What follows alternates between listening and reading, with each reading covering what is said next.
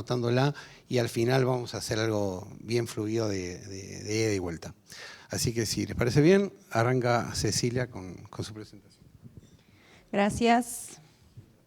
Gracias a Panalab por la invitación, gracias por la presentación. Estoy muy contenta de estar en Córdoba. Hace rato que teníamos ganas de hacer esto acá, así que me voy a poner acá para que no me dé la luz. Voy a empezar. Necesito una preguntita. De acá, ¿quiénes son los que hacen pelo? No, pelo en general. Todos, muy bien, muy bien. Todos los dermatólogos en nuestra consulta tenemos alguien que nos dice, y doctora, se me cae el pelo, ¿sí? Mi tema es la consulta infaltable, fluvio telógeno, recurso para su diagnóstico y tratamiento. Esto creo que es algo que todos los dermatólogos vemos, el efluvio telógeno. Quizás es una de las causas más frecuentes de consulta de caída de cabello, una de las más frecuentes. Acá tenemos una paciente que viene con su suéter totalmente lleno de pelos. No funciona, ¿no? El video. Bueno. El video mostraba cómo yo hacía un pull test y era un pull test ampliamente positivo. Cuando vemos este caso, por ejemplo, ¿no? Esa paciente que viene y dice, doctora, se me cae el pelo, pero la vemos realmente llena de pelos y tenemos un pull test francamente positivo. ¿En qué piensan? En un efluvio telógeno agudo, ¿sí? El efluvio telógeno agudo es ese que nosotros hacemos un pull test y es francamente positivo. Me quedo con más del 10% del pelo en la mano, ¿sí? Lástima que no se ve el video porque era bastante llamativo. Entonces, el efluvio telógeno lo vamos a definir como pérdida de cabello más de lo normal, ¿sí? Más de lo normal, ¿qué quiere decir eso? Más de 70 a 100 pelos por día. Este efluvio telógeno puede ser agudo o crónico y según la etiología que gatille, vamos a tener mayor o menor caída de pelo en mayor o menor tiempo. Como dice Ricardo siempre, no lo vamos a mencionar como una alopecia, es una alteración del ciclo del cabello, ¿sí? Es una alteración del recambio del cabello. Vamos a ver que hay varios tipos. Bueno, para el tratamiento del efluvio telógeno es fundamental identificar el gatillo que lo genera y eliminar los factores que lo causan. El efluvio telógeno va a ser aquel agudo que dura menos de 6 meses, prolongado entre 6 meses y 2 años y crónico lo vamos a llamar aquel que dura más de 2 años. Entonces, es una pérdida de pelo en telógeno más de lo habitual, entre 60 y 100 pelos por día. Clínicamente se puede manifestar cuando ya se llega a perder alrededor del 40% de la densidad del pelo. Vamos a ver una disminución en los recesos bitemporales. El paciente dice, no, doctora, realmente yo tenía mucho más pelo acá, se me ve el cuero cabelludo. Y la clásico comentario de me hago la cola de caballo, antes no me podía atar el pelo y ahora con un ganchito me lo ato, ¿sí? Esas son personas que generalmente han perdido más del 40% de su cabello. Epidemiológicamente no tenemos registros, es muy frecuente y suele verse más en mujeres. Si bien en hombres podemos ver un efluvio telógeno activo, generalmente está asociado, o los que he visto yo por lo menos, a enfermedades virales agudas, como COVID o como dengue o fiebres muy prolongadas o postquirúrgicos. Pero en la mujer podríamos decir que es bastante más frecuente. Entonces, el efluvio telógeno agudo es el que dura de 2 a 3 meses. Si hacemos un tricograma, o sea, si sacamos por arrancamiento el pelo, vamos a ver más de un 30% de pelos en telógeno, cuando lo normal es hasta un 15%.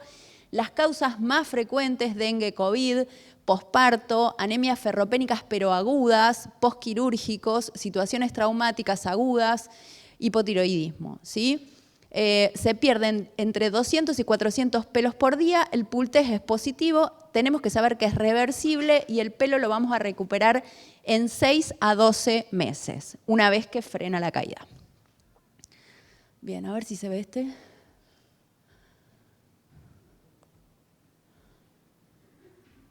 Qué lástima, che. Estaban buenísimos. Bueno, ahí mostraba una paciente post-dengue que realmente uno hacía un pool test y era una cantidad de pelos que era muy, muy llamativo. 100 pelos cada pasada de mano que hacía y realmente era muy llamativa la pérdida de pelo de esta paciente. ¿Cuáles son los mecanismos por los cuales se produce el efluvio telógeno? El primero es la liberación inmediata del anágeno. Esto se da por fiebre, por dietas insuficientes, disfunción tiroidea, estrés quirúrgicos o fármacos. ¿Qué es lo que pasa? Estos gatillos desencadenan que el anágeno pase a telógeno antes de lo que debía, ¿sí?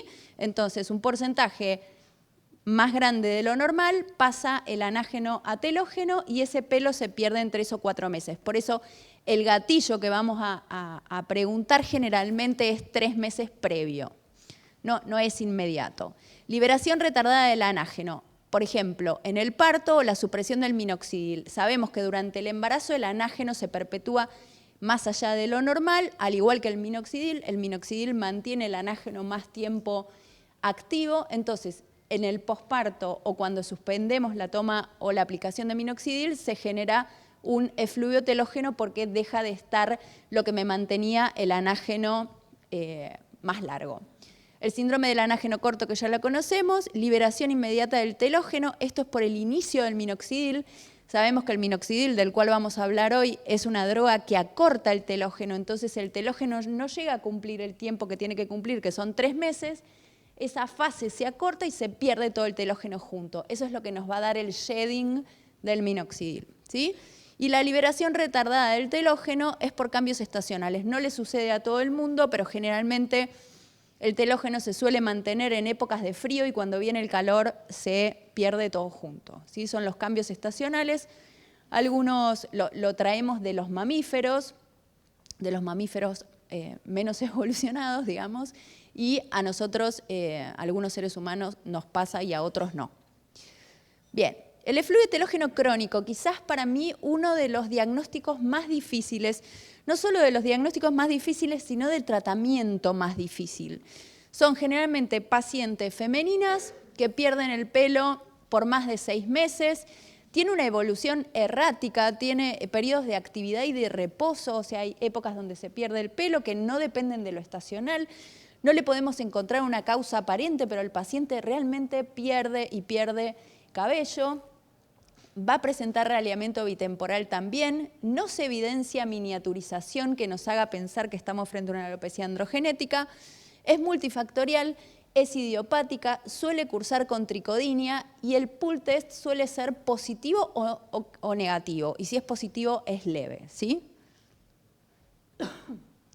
Bueno, para el efluvio telógeno las causas que sí tenemos que descartar y sí tenemos que preguntar, puse una A y una C en las que para mí más frecuentemente son agudas y crónicas. COVID y dengue es un clásico, son agudas. Fármacos, retinoide, litio, warfarina, bueno, todos estos nos dan efluvios telógenos agudos. Anemia por déficit de hierro, lo vamos a ver en un rato. Déficit de zinc, déficit de biotina, el puerperio, hipotiroidismo, cirugía, internación o enfermedad sistémica, descenso de peso repentino, dietas restrictivas, enfermedades crónicas y déficit de vitamina D. Todo esto nos puede dar efluvios agudos o crónicos. Bien, COVID nos dio, creo que, los efluvios telógenos más increíbles que hemos visto en nuestra vida, por lo menos yo. La literatura dice que el 24% de aquellos pacientes que tuvieron un COVID sintomático van a tener un efluvio telógeno. Yo creo que el porcentaje es un poco mayor. Estamos hablando de los COVID quizás pre-vacuna, ¿no? El COVID realmente sistémico.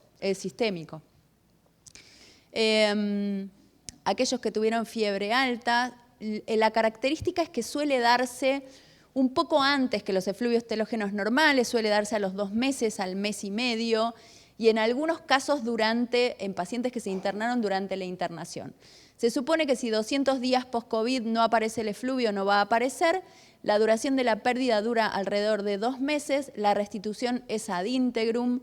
Las mujeres fueron bastante más afectadas que los hombres, si bien he visto un montón de hombres con efluvios telógenos post-COVID, y tuvieron mayor incidencia aquellos pacientes que perdieron el olfato, ¿sí? Esos pacientes que perdieron el olfato tenían más efluvios telógenos que el resto. Bien, esos son datos de color. La razón por la cual se generaba ese efluvio telógeno tan importante se supone que es por toda esta tormenta de citoquinas que generan una respuesta inflamatoria muy importante, asociada con la hipoxia, con eventos microtrombóticos, con el uso de determinadas drogas, y también se vio como dato de color que esos pacientes tenían los monocitos disminuidos en el hemograma durante el COVID. Bien, efluvio inducido por fármacos. Este efluvio aparece generalmente de 21 días a 3 meses posterior del inicio de una medicación. Medicaciones, estas que pongo yo, son las más frecuentes, pero la realidad es que cualquier fármaco es factible que pueda llegar a dar un efluvio telógeno en personas que son sensibles a ello. Lo interesante es decirles que el efluvio comienza, pero se autolimita. No es necesario que el paciente deje la medicación. Hay que aguantar ese efluvio hasta que frena y después generalmente no vuelve a suceder. Excepto con ¿qué? Con los anticonvulsivantes, con los anticoagulantes y con la isotretinoína. En esos casos el pelo se pierde continuamente, son efluvios crónicos, no es mucha cantidad de pelo, pero se pierde durante todo el tratamiento, ¿sí? Así que sobre todo con el tema de antihipertensivos o anticonvulsivantes, decirle al paciente que es un efluvio generalmente controlado, que hay que aguantar a que frene y después el pelo se recupera. Salud. Bien. Para. Me pasé. Bien. El efluvio telógeno inducido por dietas inadecuadas. Acá no me refiero a dietas para bajar de peso. O sea, las deficiencias nutricionales graves producen alteración de estructura y del color de pelo. ¿Esto en qué se ve? En niños prematuros, alimentación parenteral, enfermedad de Crohn, fibrosis quística, en pacientes alcohólicos crónicos y en anorexias nerviosas. Aquí vamos a ver no solo caída de pelo, vamos a ver alteración de la fibra, alteración del bulbo, distrofia. Estos casos los vemos en pacientes con alimentación parenteral, con internaciones prolongadas o con enfermedades crónicas, ¿sí? El folículo se pone distrófico y el crecimiento es realmente más lento. Y después, inducido por dietas inadecuadas, pero por deficiencias proteicas, tenemos bastante desnutrición en nuestra Argentina, hay gente que no come proteínas y realmente el bulbo y el folículo piloso se ven alterados cuando no hay ingesta proteica, ¿sí? Cuando no encontramos una causa aparente del despulimiento, el cambio de coloración o un pelo que cambia de características y textura, tenemos que preguntar sobre la dieta, ¿sí? Bien, otra consulta muy frecuente es efluvios telógenos post cirugía bariátrica. La cirugía bariátrica, por lo menos en Buenos Aires, está muy de moda. Los pacientes bajan mucho de peso y tenemos efluvios que pueden ser a los 3 meses o recientes a la cirugía. No se sabe si es por el estrés posquirúrgico, por el descenso de peso abrupto o por deficiencias nutricionales, pero lo vemos con frecuencia. Efluvio telógeno y déficit de hierro. Este es un gran interrogante. Fue muy cuestionado. En la era preminoxidil salían artículos y artículos que relacionaban el hierro con los efluvios telógenos. Yo les voy a contar mi experiencia personal. En casi todos los artículos se ha encontrado deficiencia de hierro en pacientes con areata, alopecia androgenética, efluvio telógeno y alopecias difusas en general. O sea, sí, hay estudios que le han hecho valoraciones de ferritina y de ferremia y se encuentran hierros bajos. ¿Esto es coincidente o es causal? ¿Y por qué hay pacientes que tienen ferritinas muy bajas y no pierden el pelo? Entonces se habla de algo que se llama teoría del umbral, ¿sí? Hay pacientes que son muy sensibles a los hierros bajos y hay pacientes que no lo son tanto. Lo que sí se sabe es que el hierro, la deficiencia de hierro está relacionada con el efluvio telógeno, pero en aquellos pacientes que son sensibles, no toda ferritina baja va a tener un efluvio telógeno. Sí, en pacientes que tienen efluvio telógeno y tienen ferritinas bajas, si yo se los suplemento, lo más probable es que ese efluvio frene, ¿sí? Los límites, ahora los vamos a ver, y el hierro es cofactor de muchísimas enzimas, sobre todo de aquellas células que tienen ciclos rápidos de recambio. El hierro es necesario, pero ahí es lo que quiero aclarar, no todo paciente con ferritina baja va a tener efluvio telógeno, pero todo paciente con efluvio telógeno que tiene una ferritina, una ferremia baja, hay que suplementarlo, ¿sí? Bien, estos son los valores de ferritina. Supuestamente menos de 15 están las reservas vacías. Yo suplemento cuando hay menos de 30, ¿sí? Para mí el valor límite es 30. Ferritinas menores a 30 las suplemento y lo ideal para el pelo sería llegar a 70. Pero bueno, generalmente no se logra. Bien. Excepto que estemos viendo una ferritina como reactante de fase aguda, ¿no? Pero no lo he logrado en la mayoría de las veces. Bueno, acá este artículo habla de que medir la ferritina en los efluvios telógenos es un dato que tenemos que tener dentro de nuestros análisis. Bueno, el efluvio telógeno inflamatorio yo lo denomino así, aquel que se presenta con tricodinia y generalmente, saben que muchísimos efluvios telógenos se presentan con tricodinia, dolor del cuero cabelludo, dolor a la palpación, dolor cuando se peinan y con una pérdida activa de pelo. Generalmente está relacionado, 3 de cada 5 pacientes tienen una tiroiditis de Hashimoto o tienen presencia de anticuerpos antiperoxidasa. El efluvio telógeno posparto es un efluvio agudo, suele aparecer entre los 4 y los 8 meses de posparto, es totalmente esperable, por esto que les comenté de que el anágeno que venía mantenido por las hormonas depriva de las hormonas, sobre todo de los progestágenos, y pasa rápidamente a telógeno y ese pelo se pierde. ¿Se da en todas las puérperas? No, no se da en todas las puérperas, es como que también existe una teoría del umbral de por qué algunas sí y otras no.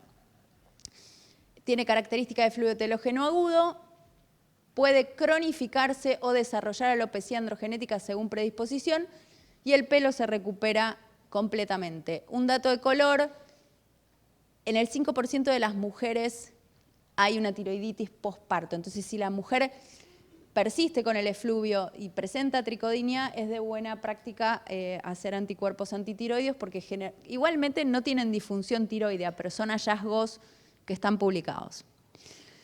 Bien, ¿cuáles fueron los oligonutrientes en deficiencia? Los oligonutrientes, esto es un temón. ¿Por qué? Porque generalmente en efluvio telógeno nosotros suplementábamos. Y la realidad es que es como que deberíamos acotar un poco la suplementación, realmente pedir laboratorios, ¿no? Bueno, los valores que se vieron disminuidos fueron la ferritina, vitamina D y zinc, en mayor medida. Yo también he visto vitamina B12 en pacientes veganos, vegetarianos. La deficiencia de zinc es recontra rara, aparece con niños con acrodermatitis enteropática, una rarefacción difusa del cabello y otras enfermedades como enfermedad renal, cáncer, trastorno de absorción. Se puede ver déficit de zinc. También en el consumo excesivo de fibras porque no permite su absorción. Y cuando hay deficiencia y lo suplemento, realmente la caída frena en 2 a 3 semanas. Déficit de biotina y biotinidasa también. Hemos suplementado con biotina muchísimo, pero la realidad es que el déficit de biotina o biotinidasa no me da efluvios, me da cuadros clínicos mucho más importantes, pérdida aguda del pelo, cambio de coloración cobriza, afecta todos los pelos del cuerpo, generalmente se da desde la infancia. Pero podemos tener un déficit de biotina o biotina adquirido en ingestas prolongadas de clara de huevo crudo, ingesta insuficiente alimentaria, interacción con fármacos, mujeres fumadoras, ¿sí? Ojo cuando suplementamos biotina porque sabemos que pueden alterar algunos valores de laboratorio como las troponinas, ¿sí? Así que eso tenemos que tenerlo en cuenta. Bueno, si hacemos una dermatoscopía, ¿qué vamos a ver en un efluvio telógeno agudo o crónico? Vamos a ver pelos en recrecimiento, en el caso que estén creciendo, unidades foliculares vacías, un pelo por folículo Y si hacemos un tricograma, vamos a ver aumento del telógeno un 25-40% y no vamos a ver anisotricosis. Bueno. Bien, acá lo vemos. Casi todos los pelos tienen un tamaño regular. Vemos una unidad por folículo. Eso es lo que vamos a ver en efluvios telógenos agudos o crónicos.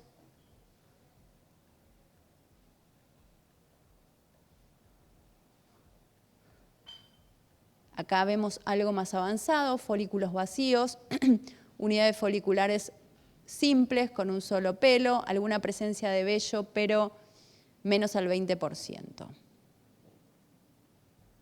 Che, esto no anda.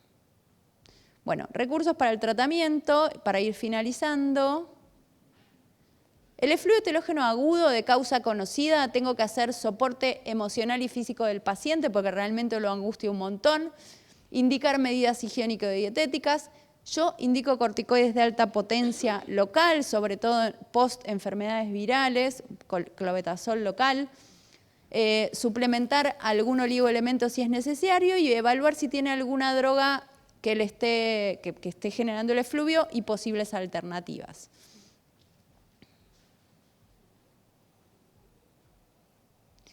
Ajuste sobre el gatillo y desencadenante y luego la recuperación, ¿sí? Para la recuperación están en boga las dietas antiinflamatorias para todo. Tenemos que evaluar si el metabolismo del folículo piloso está bien y si tenemos micronutrientes que suplementar o que evaluar, son factores de riesgo modificable. Por eso les digo el tema del laboratorio. El rol de las vitaminas y los minerales en el pelo está muy cuestionado, pero como les dije, debemos hacer un laboratorio para medir todos estos micronutrientes, suplementar ferritina, arginina, la arginina y la cisteína. Si suplementar mosguierro es positivo, suplementarlo en conjunto, vitamina B12 y B8. Ácido pantoténico generalmente también viene con los suplementos, es positivo. La vitamina D y los aminoácidos. El rol de la vitamina D en alopecias no cicatrizales, como siempre sabemos,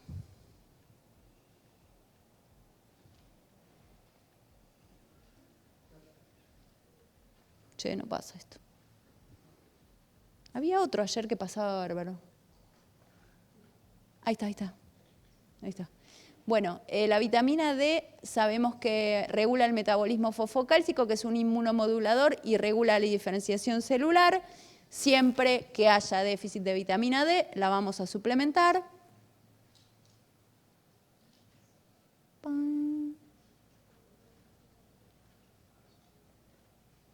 No pasa, che.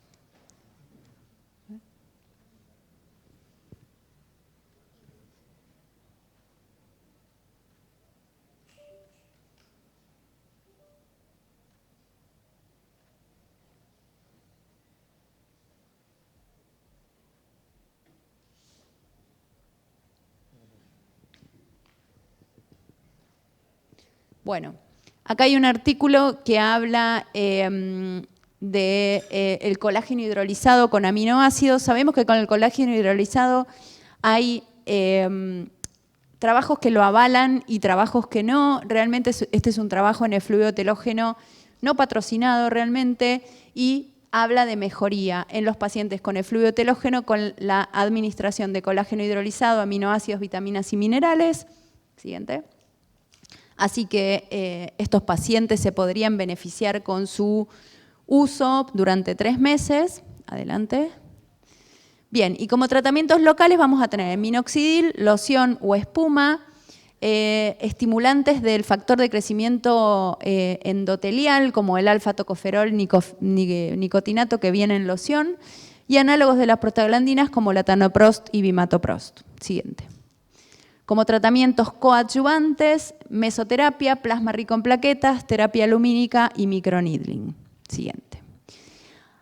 ¿Y el minoxidil cuándo lo damos? Bueno, realmente el minoxidil es un tratamiento ideal para el efluvio telógeno, pero ¿para qué tipo de, para cuándo? Para cuando necesitamos restituir el cabello perdido, ¿sí? Entonces, hay un artículo en particular que habla sobre el fluido telógeno crónico, que para mí es uno de los casos de más difícil tratamiento. En estos pacientes podemos indicar minoxidil oral, que lo vamos a mejorar, pero no elimina el efluvio telógeno crónico. En esto recordemos que tenemos que ver la causa que lo desencadena. Y en el efluvio telógeno crónico es bastante complicado a veces de encontrar. Siguiente. Bien, ahora vamos a hablar de lleno del minoxidil. Yo voy a hablar de la primera parte y después Ricardo va a seguir con la segunda parte de minoxidil. Minoxidil sabemos que es uno de los tratamientos más utilizados hoy en día por los dermatólogos y los tricólogos. Vamos a ver el manejo práctico en el consultorio y los interrogantes más frecuentes del manejo. Adelante. Bien, como dice mi amiga Mariana Martín, es el Messi de la medicación para el pelo. Realmente tiene unos resultados maravillosos, es nuestro jugador principal en el tratamiento de la alopecia, todo tipo de alopecia. Ya vamos a ver lo que nos va a contar Ricardo, que hoy en día en tricología lo usamos para casi todas las patologías. Siguiente. Bien. ¿Anda ahora que se lo pasé? Parece que sí. Bueno, el minoxidil, ¿cuándo surge? Es sintetizado por primera vez en el año 1963 y en el año 1979 se comenzó a utilizar para la hipertensión arterial refractaria, ¿sí? Se usaba una dosis de 10 a 80 miligramos.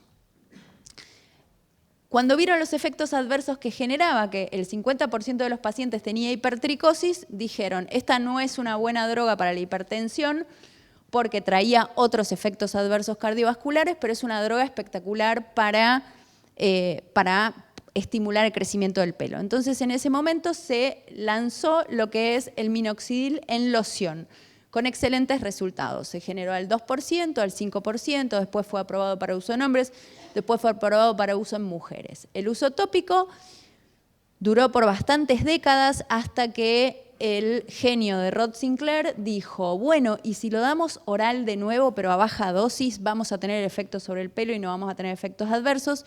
Y así fue. En el año 2015 se comienza a usar vía oral a baja dosis. Bien, entonces tenemos hoy en día para poder utilizar el minoxidil tópico en forma de loción o espuma, el oral, que vamos a charlar, y el sublingual, que es como un prototipo de administración que todavía no hay marca comercial. Nosotros hoy estamos presentando en Argentina la primera marca comercial de minoxidil oral, así que vamos a hablar bastante de ella. Bien, el minoxidil, ¿qué hace a grandes rasgos? Acorta el telógeno, ese telógeno que solía durar 3 meses, lo acorta y prolonga el anágeno, a grandes rasgos. Pero además, sabemos que tiene un efecto vasodilatador, por eso se usaba para la presión arterial, que tiene un efecto antiinflamatorio, que es un inductor de las vías de las beta-cateninas, por ende estimula el crecimiento más rápido y hipertrofia queratinocitos. Se encontró que también existe un efecto antiandrógeno leve y activa la síntesis de ADN y proliferación celular. O sea, es un gran estimulador del folículo piloso. Bien, acá tenemos un cuadrito muy interesante que dice todos los mecanismos de acción, como por ser vasodilatador y apertura de canales de potasio genera mayor torrente sanguíneo y mayor llegada de los nutrientes al folículo piloso. Tiene un efecto antiinflamatorio por disminuir la interleuquina 1, tiene un efecto estimulador de las beta-cateninas y tiene un efecto antiandrogénico leve, ¿sí? Bien, el metabolismo, sabemos que el metabolismo es hepático y la excreción es renal. Necesitamos para que se genere una forma activa la acción de la sulfotransferasas. Sulfotransferasas tenemos la sulfotransferasa tipo 1 que está en el hígado y la tipo 2 que está en la vaina radicular externa del pelo, ¿sí? Entonces, el minoxidil tópico tiene una absorción realmente baja. Los niveles séricos a los cuales llegamos son bajos e indetectables, pero tiene una excelente respuesta en pacientes que son más sensibles. Yo no sé si a ustedes les pasa, Pero hay pacientes que responden increíble con el tratamiento tópico y hay otros que no tanto. Eso se puede deber a varias razones. Una, que las sulfotransferasas quizás, que las sulfotransferasas son más activas o que el paciente, por ejemplo, los pacientes que consumen aspirinas disminuye la actividad de las sulfotransferasas y hay distintos isotipos de sulfotransferasas que tenemos genéticamente. Hay quienes tenemos sulfotransferasas más activas y otros menos activas y de eso va a depender la respuesta al minoxidil tópico y la sensibilidad al minoxidil oral. Sabemos que presentaciones tenemos en loción y en espuma. En loción generalmente el vehículo es propilenglicol y ese propilenglicol nos puede dar dermatitis de contacto, descamación, sensación de partículas blancas y pelo endurecido. Igual tiene muy buena respuesta en su aplicación y la espuma que no tiene propilenglicol, no genera tantas reacciones adversas y cosméticamente es más agradable. Bueno, acá lo que les comentaba, que el uso de tretinoína activa por demás la sulfotransferasa tipo 1, o sea que podríamos potenciar el minoxidil local con el uso de la tretinoína y que la aspirina disminuye la actividad de la sulfotransferasa tipo 1. Esto se hizo un estudio en pacientes que habían disminuido la efectividad del uso del minoxidil y se debía a que estaban tomando aspirina a baja dosis. Bien, algunas consideraciones. Minoxidil al 5% tiene resultados mejor que al 2%. La espuma tiene mejor cosmética que la loción y es mejor tolerada y genera menos dermatitis de contacto. Si lo damos una vez al día vamos a tener mayor adherencia. Antiguamente se recomendaba 2 veces al día, pero vamos a saber que no vamos a tener la adherencia que queremos y tenemos menos probabilidad de dermatitis de contacto. Efectos adversos, la mala cosmética, la dermatitis de contacto y el hirsutismo. Hay pacientes que son más sensibles que otros, pero genera hirsutismo sobre todo en la zona facial. La mala cosmética se debe, como les comenté, al polietilenglicol. Vamos a preferir la espuma y colocar una vez al día. Y si aún así sigue teniendo mala cosmética y el paciente se queja, considerar el tratamiento oral. Para la dermatitis de contacto, lo mismo, considerar el oral o la espuma. Con el tema del hirsutismo, si tenemos con una tópico al 5% hirsutismo, bajar a minoxidil al 2, combinar con antiandrógenos o iniciar tratamiento de depilación láser, ¿verdad?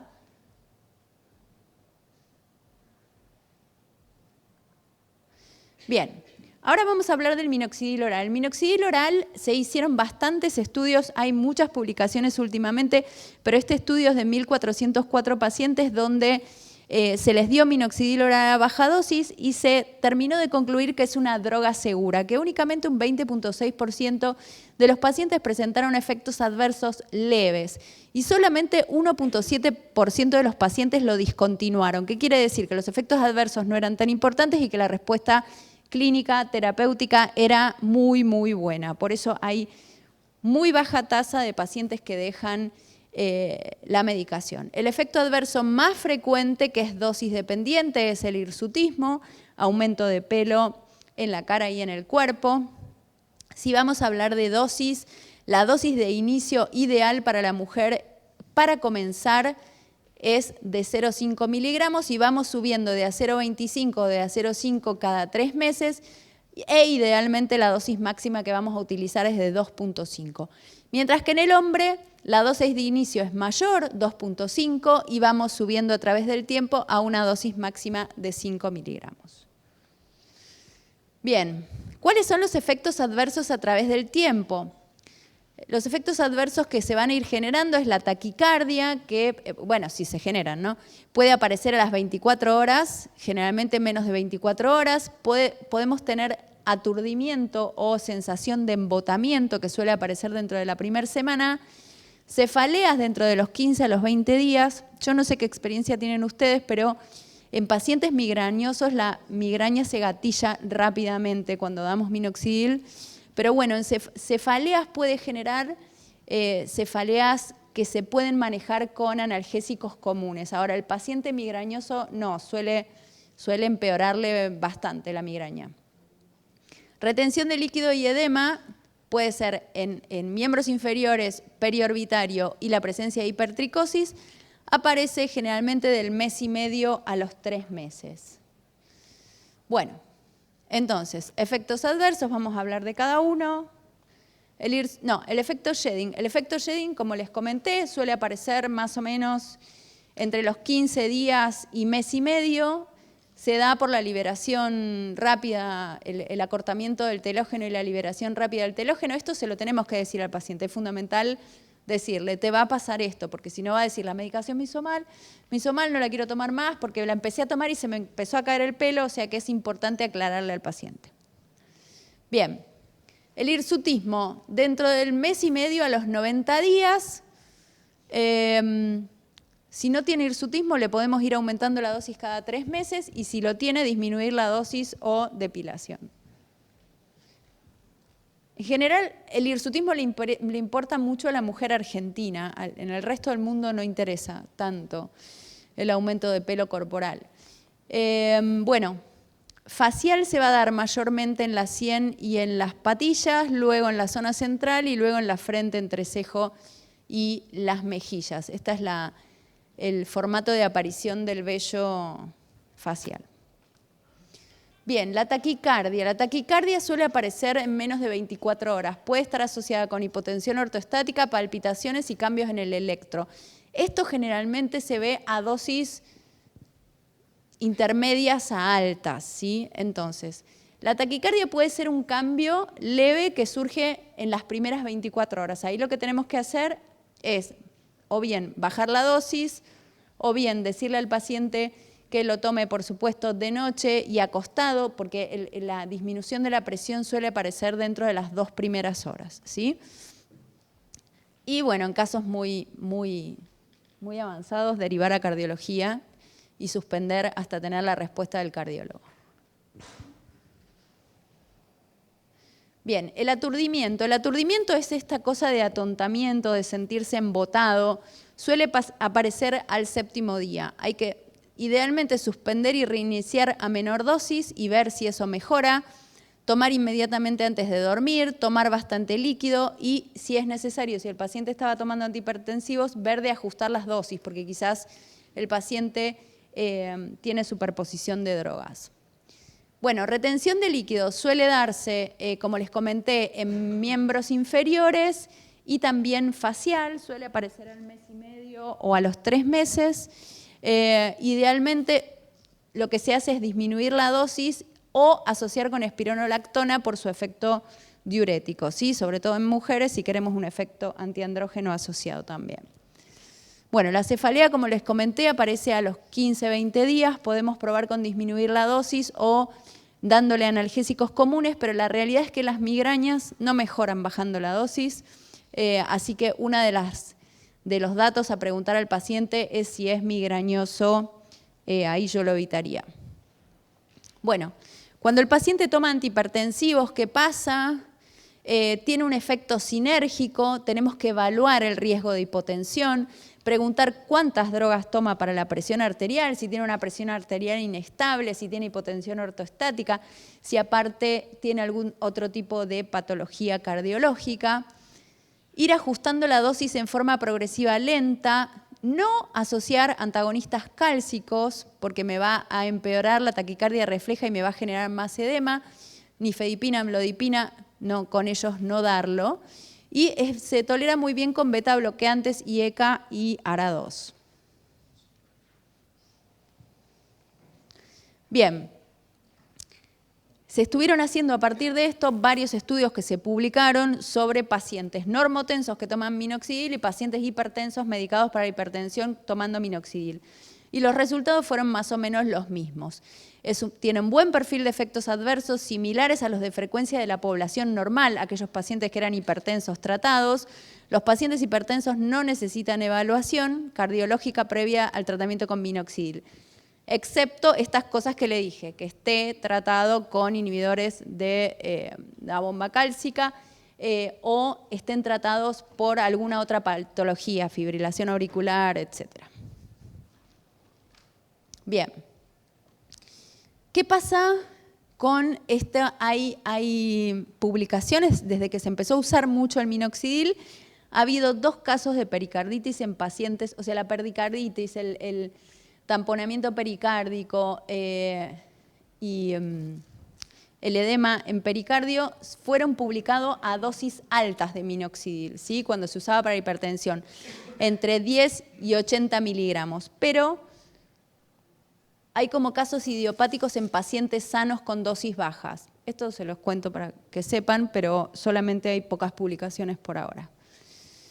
Bueno, el minoxidil oral lo damos de noche o de día. ¿Por qué? Muy bien, perfecto. En realidad, como decía Ricardo ayer, si el paciente no le produce una gran hipotensión y maneja bien la dosis, en realidad se puede dar a cualquier hora. Pero cuando vamos a iniciar un tratamiento o vamos a empezar a subir la dosis, recordad que la disminución esa de la tensión se da dentro de las 2 primeras horas, la vida media de la droga es de 4 horas, entonces a las 2 horas es como que hace el pico de disminución máxima de la presión, entonces si el paciente está acostado, mejor. Pero si el paciente tolera bien la dosis, en realidad lo puede tomar a cualquier hora del día. Contraindicaciones absolutas, la hipersensibilidad al fármaco, la presencia de feocromocitoma y relativas, infarto reciente. Yo en pacientes infartados y revascularizados suelo no darla. O suelo preguntarle al cardiólogo si me autoriza. Todo esto va a depender de la función cardíaca, cómo está el paciente. Si tiene valvulopatías que le alteran la fracción de eyección, tampoco lo doy. Con antecedentes de arritmias, tampoco lo doy. Disfunción ventricular, tampoco lo doy. Insuficiencia renal, no. Y migrañas. Estas son relativas, pero ojo, ¿sí? Ojo para no tener complicaciones. La migraña, el paciente directamente no lo tolera. El paciente quiere tomar, baja la dosis, lo toma a otra hora del día y realmente gatilla mucho la migraña. Bueno, listo. Gracias. Bueno, los dejo con Ricardo, que va a seguir con minoxidil.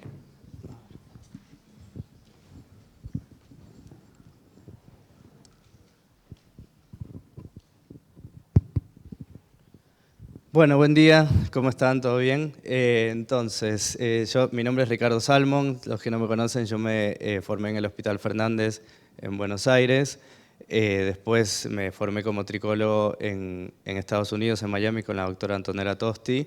También hice la diplomatura de tricología del CILAT, que se las recomiendo si quieren profundizarse más en tricología, porque la verdad que es bastante completa y está muy buena.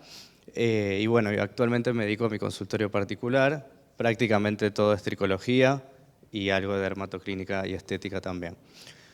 Bueno, entonces yo les quiero hablar del minoxidil oral y ahora sí la parte práctica y otros usos, y además de la alopecia androgenética con los antiandrógenos, que es lo que más va a abarcar mi charla, ¿no?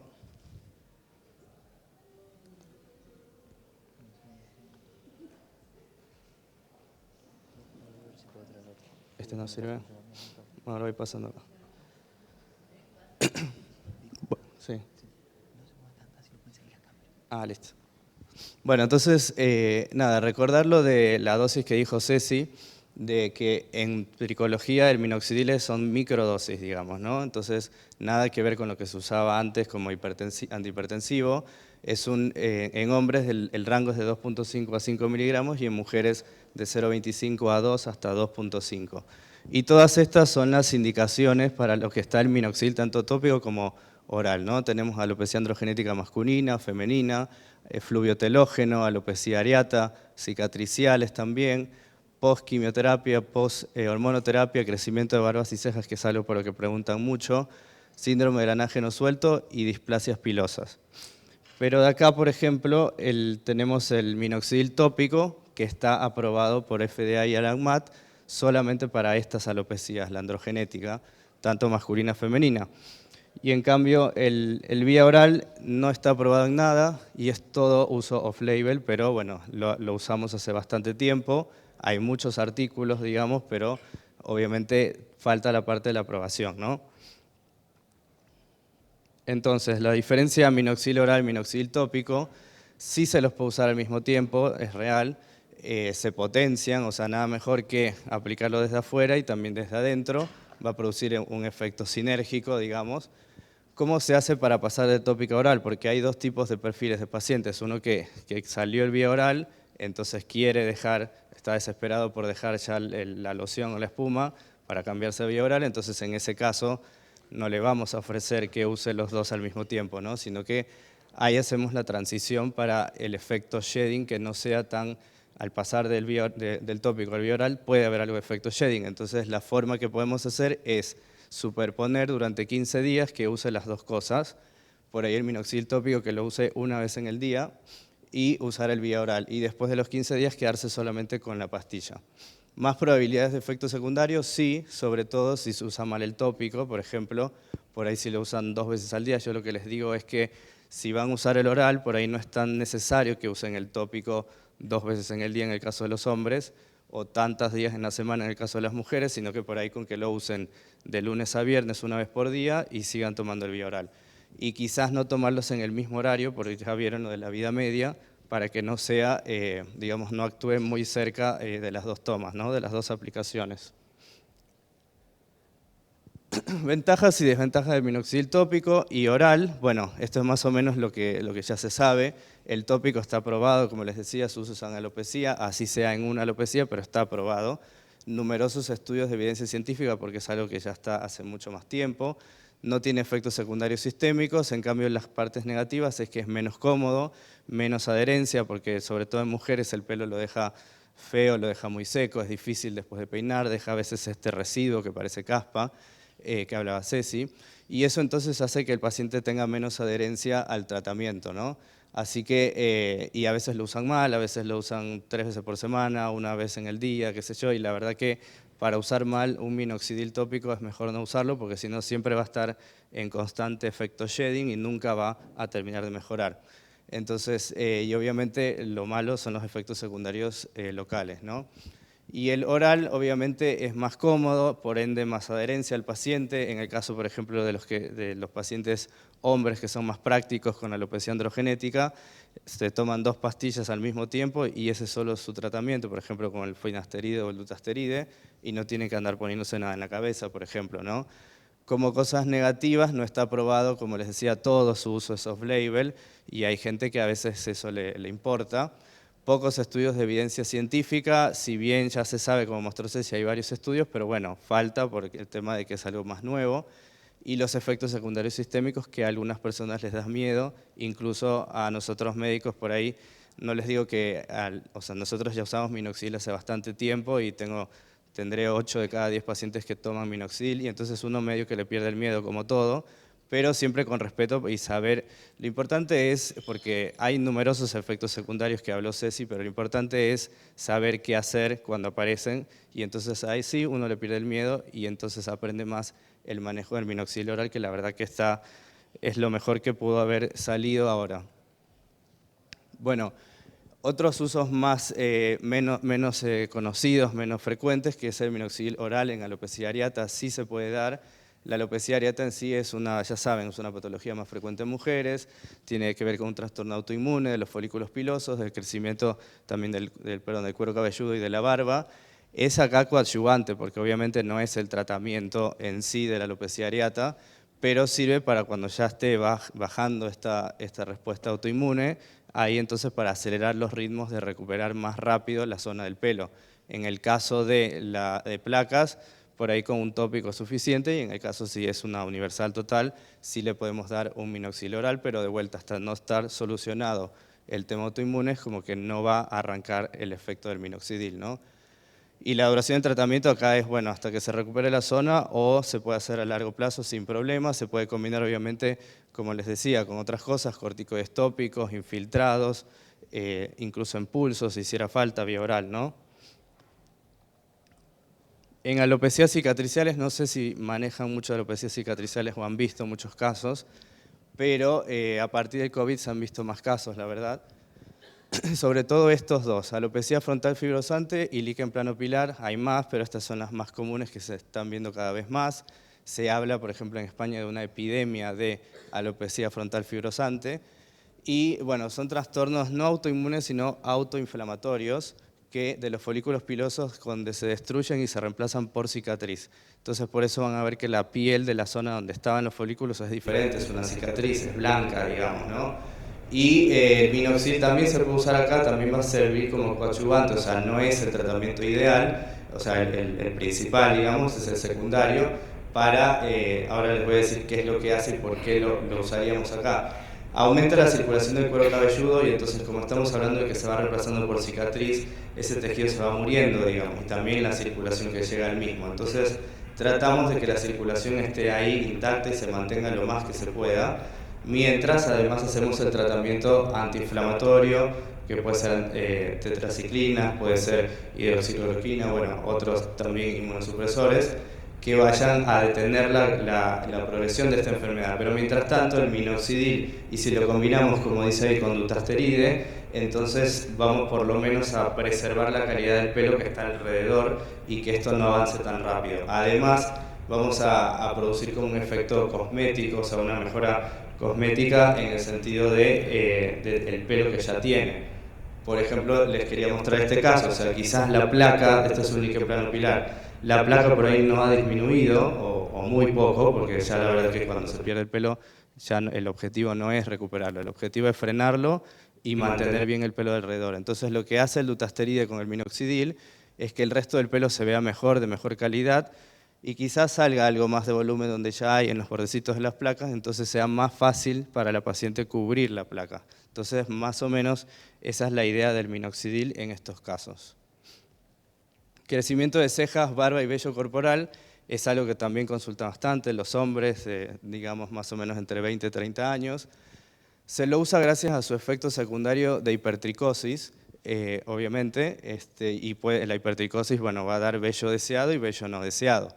El deseado, que es el que quieren ciertas personas que consultan, es en la barba y en las cejas, en el 100% de los casos es donde aparece, y el no deseado facial o corporal, como Ceci bien mostró un artículo, de las zonas donde generalmente puede pasar el vello facial, ¿no? Pero bueno, esto es dosis y tiempo dependiente mientras se lo utilice, y aumenta la efectividad de la depilación definitiva. Esto es una de las cosas que, digamos, está como un mito, lo que no se sabe si el paciente que se hizo depilación definitiva, qué onda con el minoxidil puede tomar, o alguien que se va a hacer, que sí puede ser peor o mejor. Bueno, la realidad hay que pensar primero, la depilación definitiva no es 100% definitiva, es 80%, siempre deja como algo, ¿no? Y algo que deja es porque no agarra ciertos vellos, ¿está bien? Porque no los agarra bien, porque están muy finitos, porque están muy transparentes, entonces el láser no los toma. Entonces, si nosotros a un paciente que ya se depiló, no sé, por ejemplo las piernas, empezamos a tomar minoxidil, van a salir, sí, un par de vellos que son los que no sacó la depilación. Entonces los va a hacer más visibles, o sea, son vellos, el minoxidil, la hipertricosis, no es que genera vellos donde no hay. El vello que está muy transparente va a salir otra vez, o sea, se va a ver. Entonces ahí va incluso, por eso como les puse, aumenta la efectividad de la depilación definitiva porque hace que se pueda depilar todos los vellos, ¿no? Y si lo toma antes de hacer una depilación, bueno, la depilación definitiva es justamente el tratamiento de la hipertricosis y va a ser mejor, si ya tiene una hipertricosis, cuando se haga la depilación va a sacar ahí sí el 100% de los vellos porque todos están visibles para el láser, digamos, ¿no? El efecto shedding, bueno, ya lo habló algo en parte Ceci.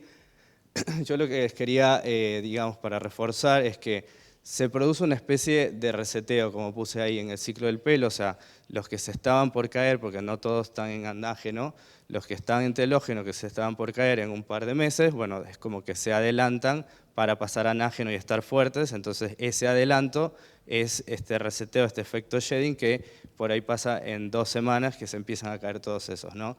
Lo que yo les pongo esta foto de animales porque en realidad es lo que pasa también con los animales, es un efecto shedding y el animal no se queda sin pelo, las personas tampoco, simplemente que se caen más rápido, pero atrás viene otro. O sea, lo que yo les explico a los pacientes es que aumenta el recambio, o sea, están recambiando el pelo por el pelo más nuevo y el que va a quedar cuando empiezan a tomar el finasteride. Cuando se los deja, el minoxidil, cuando lo dejan de tomar, pasa lo mismo, pero al revés, o sea, también es como que algunos pierden la fuerza, bueno, digamos, esto de deprivación del minoxidil, entonces se van a caer algunos, pero no se cae el 100%. Igual ahora les voy a decir cómo, o sea, que hay unas estrategias quizás para disminuirlo.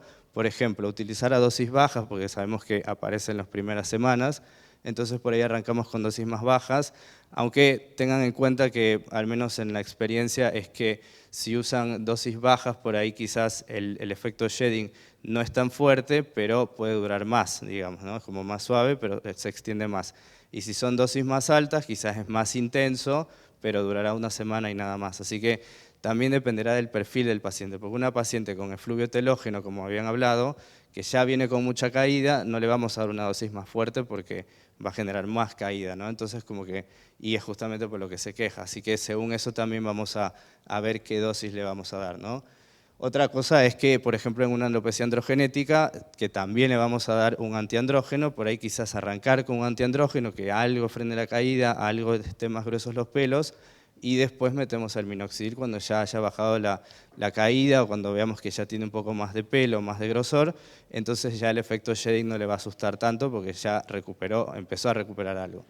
Y otra cosa que podemos hacer es mezclar con plasma rico en plaquetas cuando arrancamos con minoxidil o cuando lo estamos dejando. Yo en particular, cuando lo saco el minoxidil, porque trato de que sea un año por lo menos, y después en algún momento si lo quieren sacar, lo voy bajando progresivamente cada 2 meses, y los últimos meses antes de sacarlo, le hago hacer 3 sesiones de plasma rico en plaquetas, cosa que no hay prácticamente efecto shedding, o no lo sienten, o es muy mínimo, y entonces el pelo recuperado se queda ahí. Es una buena opción para que tengan en cuenta.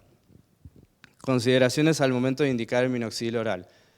¿Se recomienda tomarlo a la noche? Sí, como se habló por el tema de la presión. Lo que dijo Ceci también, que lo hablamos ayer, es que si bien todo esto de la presión y demás, estos miedos que pueden pasar cardiovascularmente, es la primera semana. Si un paciente, no sé, al control de los 3 meses me dice, ¿puedo cambiar el horario porque se me complica, qué sé yo, me olvido? Bueno, sí, lo puede cambiar más adelante. O sea, es solamente al principio que el cuerpo se adapte, y sobre todo en hombres no es tan difícil esta situación, no es tan complicado, pero en las mujeres sí es más sensible, y bueno, y que de última prueben tomándolo en la mañana si se sienten un poquito más cansadas, porque nunca se les va, el cambio en la presión es muy mínimo, o sea, no se les va a bajar la presión, lo que va a pasar es que por ahí se sienten un poco más cansadas durante el día. Entonces, si pasa eso, bueno, no pueden tomarlo en la mañana, pero ya después de un tiempo, digamos, lo pueden tomar, cambiar el horario, porque es solamente esto de la hipotensión las primeras semanas desde que lo empiezan a tomar. No es necesario tomarlo con alimentos porque no cambia nada de la biodisponibilidad, tampoco genera acidez, nada, así que el horario, lo fundamental es que sea el mismo horario y que lo pongan ellos en su rutina. Ojo con medicación cardiovascular, ya se habló, que a veces puede potenciar la baja de presión. En el caso ahora les voy a hablar en androgenética, por ejemplo, cuando lo mezclamos con espironolactona, que también es un diurético, que baja la presión, digamos, tratar de no darlos al mismo tiempo, o si los damos en combinación, darlos en la noche, y ambos a dosis bajas. Ahora les voy a contar el esquema que yo uso. Y días alternos para disminuir efectos secundarios, bueno, esto es algo que he visto a veces que vienen de otros dermatólogos o de otros lados, que le dicen no, o el mismo paciente hace, no, como me generaba taquicardia, bueno, estoy tomando un día sí, un día no, y la verdad que no tiene fundamento, porque la vida media son 5 horas y pasa, o sea, lo que pasa es, por ejemplo, el paciente que toma así, el día que lo toma va a tener la taquicardia y el día que no lo toma no la va a tener, pero no es como el dutasteride, por ejemplo, que yo alguna vez expliqué que se puede tomar 3 veces por semana, pero lo que lo produce el día que lo tomas, entonces no sirve hacer esto, ¿no?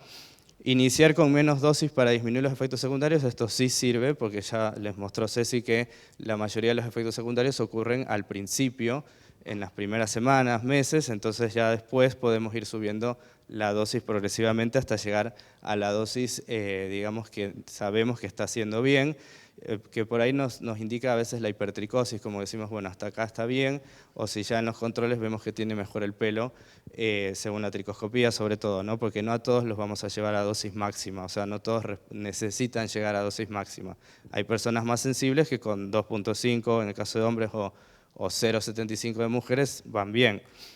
Siempre avisar por estas dos cosas, como les decía Ceci, o sea, hay un montón de efectos secundarios, sí, pero la realidad, y es lo que yo les digo a los pacientes, o sea, van a leer un montón de efectos secundarios, van a ver un montón de cosas, pero lo que sí hay que explicar, hay que decir sí o sí, porque si no el paciente se asusta y deja el tratamiento, es que se le va a caer un poco más el pelo al principio, hasta un mes, entre 10 días más o menos, y que va a tener, después de unos meses, va a empezar a tener hipertricosis, pero que no es nada malo, que es autolimitado, que por ahí algún vello, sobre todo si tienen, digamos, tendencia a algún vello por ahí en la zona de las patillas y eso, transparente, que lo pueden depilar y no lo van a hacer peor, digamos, porque no es un vello que tiene fuerza. Entonces, por más que incluso lo rasuren con Gillette, no lo van a empeorar.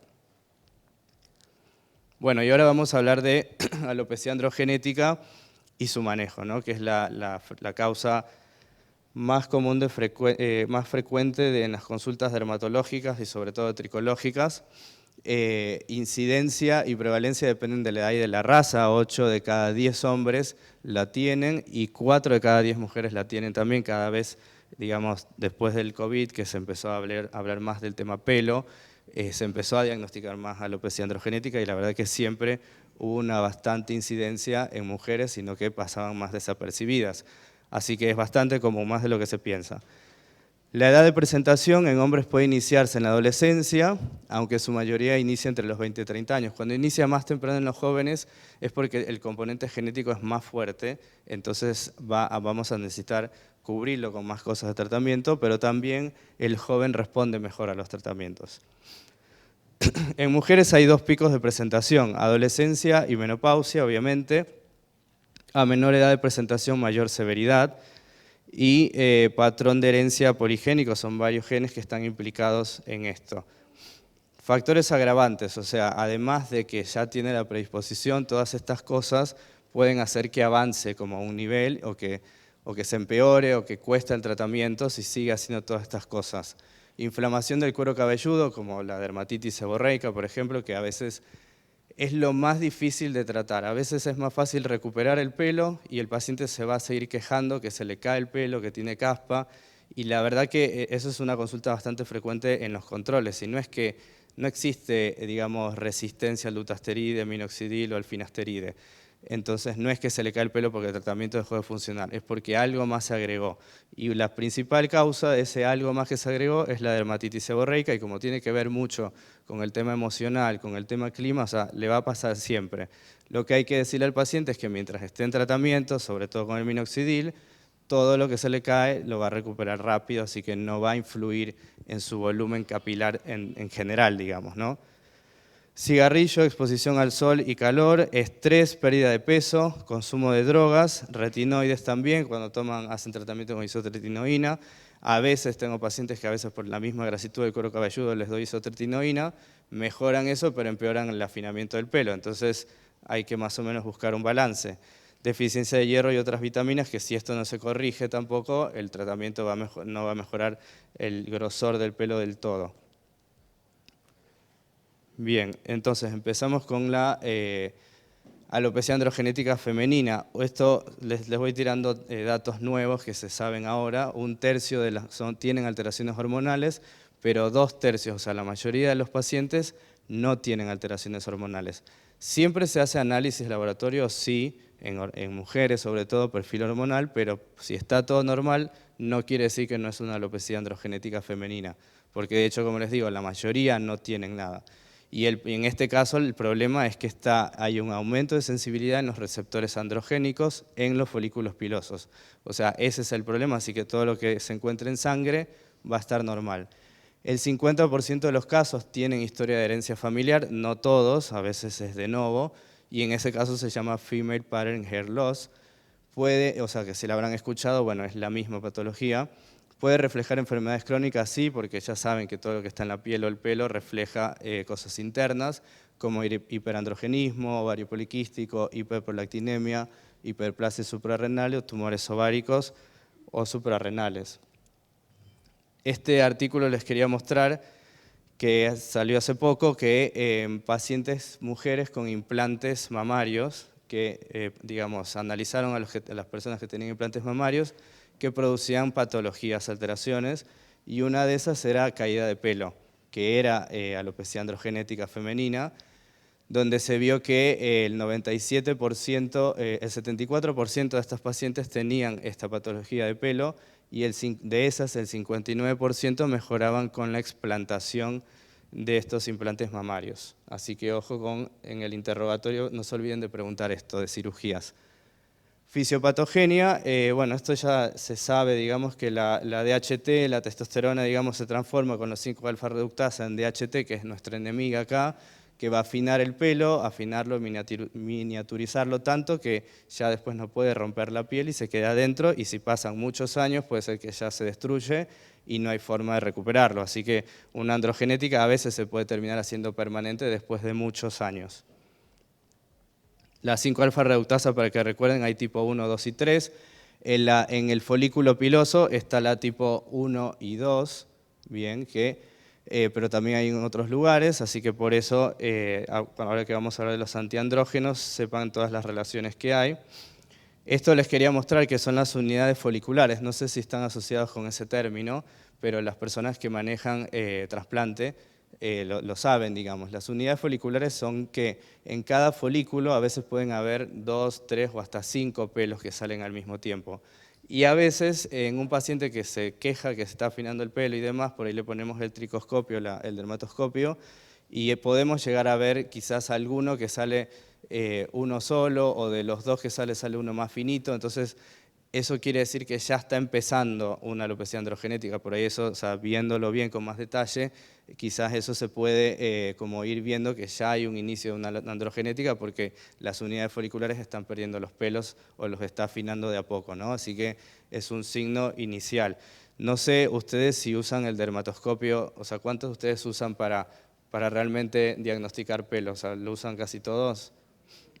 Bien, porque a veces, y si lo pueden, o sea, el mejor método, porque el dermatoscopio viéndolo así directo no es tan bueno para ver el afinamiento o lo que pasa en el cuero cabelludo.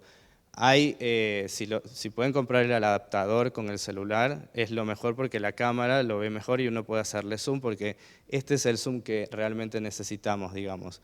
Incluso hay una aplicación para iPhone, creo que también para Samsung, que se llama HandyScope, que es de DermLight, o sea, es de Estados Unidos, que solamente la cámara tiene más aumento. Entonces, si desde ahí abren la cámara, van a ver con este aumento. Y a eso le pueden hacer más zoom con los dedos. O sea, para pelo sirve un montón este tipo de aumento. Bueno, entonces, ¿qué pasa en la clínica? Bueno, es un pelo fino, cubre menos, la paciente se va a quejar de eso, no va a haber, digamos, les pongo esto porque no hay caída de pelo, la paciente no se queja de caída de pelo, o quizás por épocas, pero sí se queja de que hay menos pelo o más finito. La línea media está más ancha, la colita del pelo con menor volumen de lo que tenían antes, en el efluvio telógeno también puede pasar. El pelo está más pegado a la cabeza, no tiene tanto volumen, digamos. Cambio de aspecto del pelo, se va a ver más poroso, porque un pelo afinado por la hormona se va a ver diferente, toda la estructura cambia, entonces se va a ver distinto, más seco y demás. Aumento de seborrea también, entonces se acompaña de dermatitis seborreica todo esto. Y tricodinia, porque todo esto del afinamiento y la miniaturización produce también una inflamación alrededor del folículo piloso. Esto yo les puse para comparar fluvio telógeno con androgenética. Bueno, esto es lo que les decía, caída de pelo activa, esto en el fluvio telógeno seguro. Nunca van a ver un paciente de androgenética que venga con bolsas de pelo, como los del fluvio telógeno, que vienen con los mechones de pelo que se le caen por día. Los síntomas, va a haber algo en los dos, tricodinia, más en el efluvio, seborrea va a haber más en la androgenética. Zonas más afectadas en la androgenética es, bueno, ya saben, las entradas, la coronilla, y en el efluvio telógeno son los temporales, porque todo el pelo se cae, entonces donde primero se nota es donde normalmente todos tenemos menos pelo, que es en los temporales. Por eso en las entradas en mujeres es muy de efluvio telógeno. La tricoscopía, bueno, van a ver menos cantidad de folículos y mucha diferencia en los grosores, que es anisotricosis. Y acá va a ser una tricoscopía en el efluvio telógeno prácticamente normal, digamos, porque va a estar la misma cantidad de raíces, de folículos, el grosor va a estar prácticamente igual, así que si no lo vamos a sacar el efluvio más por interrogatorio, de que se le cae el pelo y demás, no tanto por la tricoscopía. Esto es para descartar que no sea otra cosa, digamos. Esto, bueno, ya lo habrán visto 1000 veces, las escalas de tanto de alopecia androgenética femenina y masculina, pero la verdad que yo ahora les voy a mostrar como que un sistema que, porque la escala como que medio que nos deja en el libro, pero ¿y qué hacemos con saber qué es la número 1, número 2? La realidad es que a fines prácticos no es tan útil, digamos. Así que ahora les voy a mostrar según el paciente que llega al consultorio. Laboratorios que pedimos, sí. En hombres le podemos pedir hemograma, hepatograma, ureacreatinina y antígeno prostático a mayores de 40 años sobre todo. Para mujeres lo mismo y también laboratorio hormonal, ¿no? Tiroides, ACTH, DEA, sulfato, prolactina, androstenediona, testosterona, FSH y LH, hierro y vitaminas también. Todo esto igual es como a la par de ya arrancar el tratamiento, no es que espero los resultados para arrancar el tratamiento, ¿ok?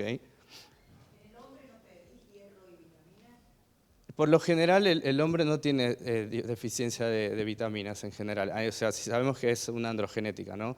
Así que por ahí sí es que en el proceso que vemos que no mejora por algo, bueno, empezamos a descartar cosas que no están dejando mejorar el tratamiento. Y bueno, esto, por ejemplo, lo de la aplicación que les decía, se ve así, la tricoscopía. O sea, y a eso le pueden hacer zoom con los dedos. O sea, es bastante buena la calidad de la imagen.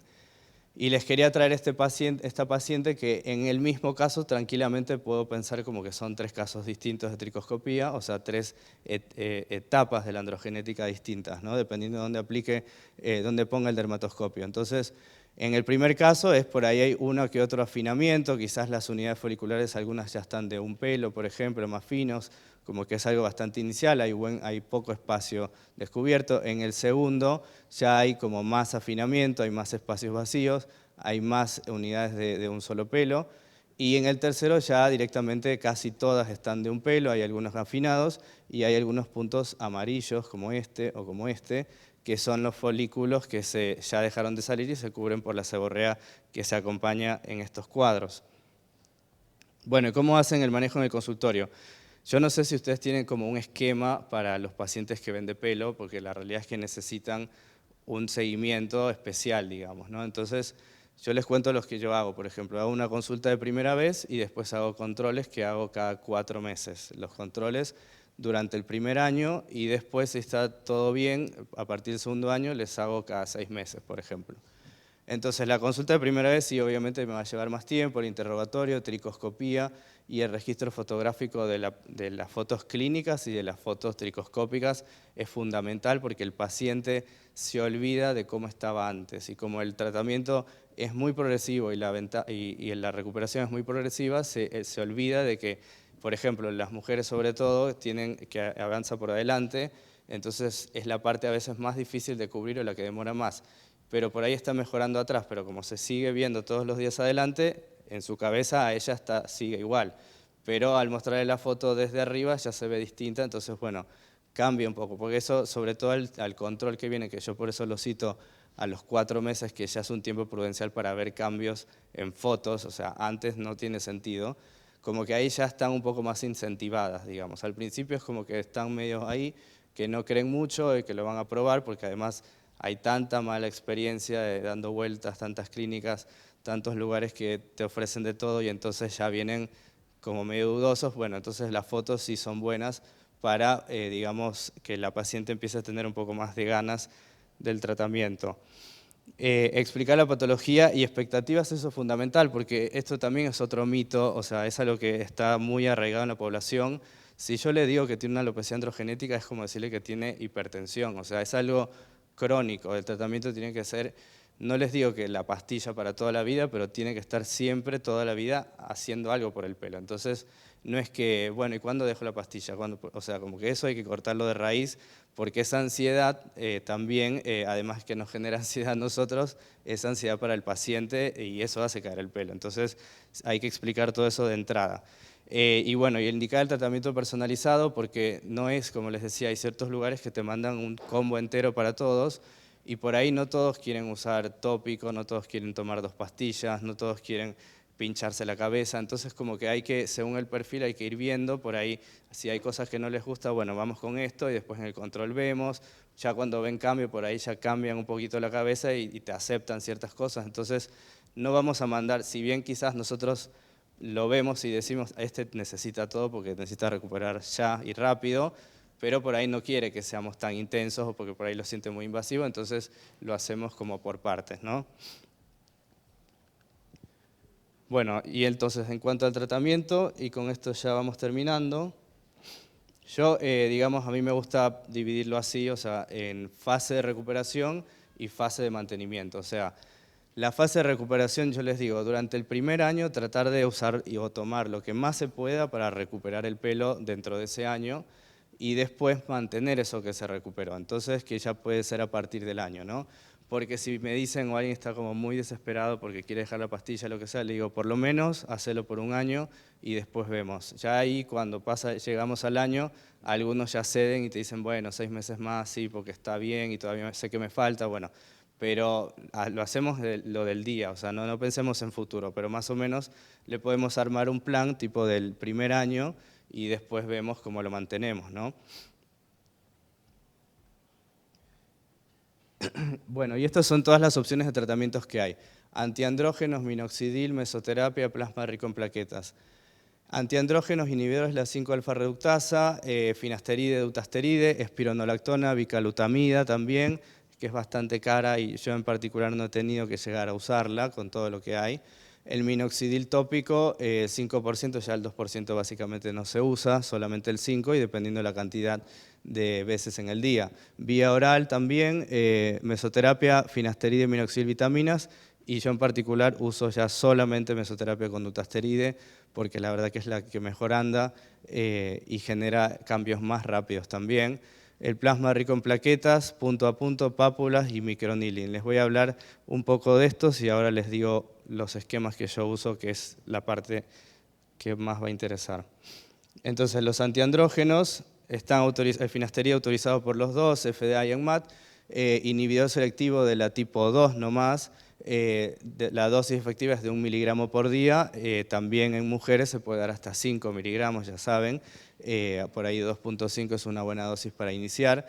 La eficacia no se reduce con el tiempo, que esto es algo que se cree, es un mito, digamos, que lleva un paciente tomando, no sé, años, finasteride, y te dice, a mí siempre se me cae el pelo, la verdad que no mejora, quizás no empeora, pero queda ahí, y no es que deja de funcionar, sino que el finasteride, al bloquear solamente una isoenzima, es como que tiene una fuga que no la tiene el dutasteride. Entonces, en algún momento de la vida, tiene que cambiar al dutasteride porque ya no va a ser suficiente el finasteride, ¿está bien? No es que hay resistencia.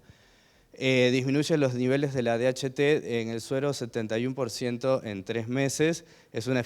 Tiene eficacia similar tanto en forma tópica, así que ojo con los que no quieren tomar medicación. Es una buena opción finasteride al 1% en gel. Está demostrado que tiene la misma efectividad que vía oral, así que se puede usar. Lo pueden mandar a preparar incluso con minoxidil. Incidencia de efectos secundarios menos del 1%, disfunción eréctil, disminución del líbido, disfunción eyaculatoria es menos del 1%. Y acá lo que tienen que sacarles es el miedo, porque también si se habla mucho de esto, esto se sabe que también puede ser somatizado. Entonces, la realidad es que yo les digo, hay que tener mala suerte para que te pase, pero no es algo que pasa en general, no es que a todos que toman finasteride o dutasteride les pasa, sino que al que le pasa lo publica y está en todos lados y bueno, llama la atención, pero la realidad es que no es un efecto que normalmente pasa. Y el síndrome de finasteride, la verdad que se salió alguna vez un estudio en una población asiática que pasaba esto, que era como efectos permanentes, pero se vio que era una alteración genética para esto, o sea, también es más raro todavía y la realidad es que faltan estudios para decir que existe como tal un síndrome posfinasteride, porque en sí todos los efectos secundarios son reversibles con la suspensión. Dutasteride está autorizado por el ANMAT solamente para el tratamiento de la alopecia androgenética masculina. Este año se lo autorizó, Panalab tiene dutasteride, el Dutapil, inhibidor selectivo de la 5-alfa-reductasa de los dos tipos, tipo 1 y 2, es 3 veces más potente que el finasteride y aún así tiene el mismo perfil de seguridad. Bien. La dosis es de 0.5 miligramos del día, esa tiene una eficacia del 100% y se puede usar también 2 a 3 veces por semana y eso va a tener una eficacia así de menos, de 66%, pero 0% de efectos secundarios.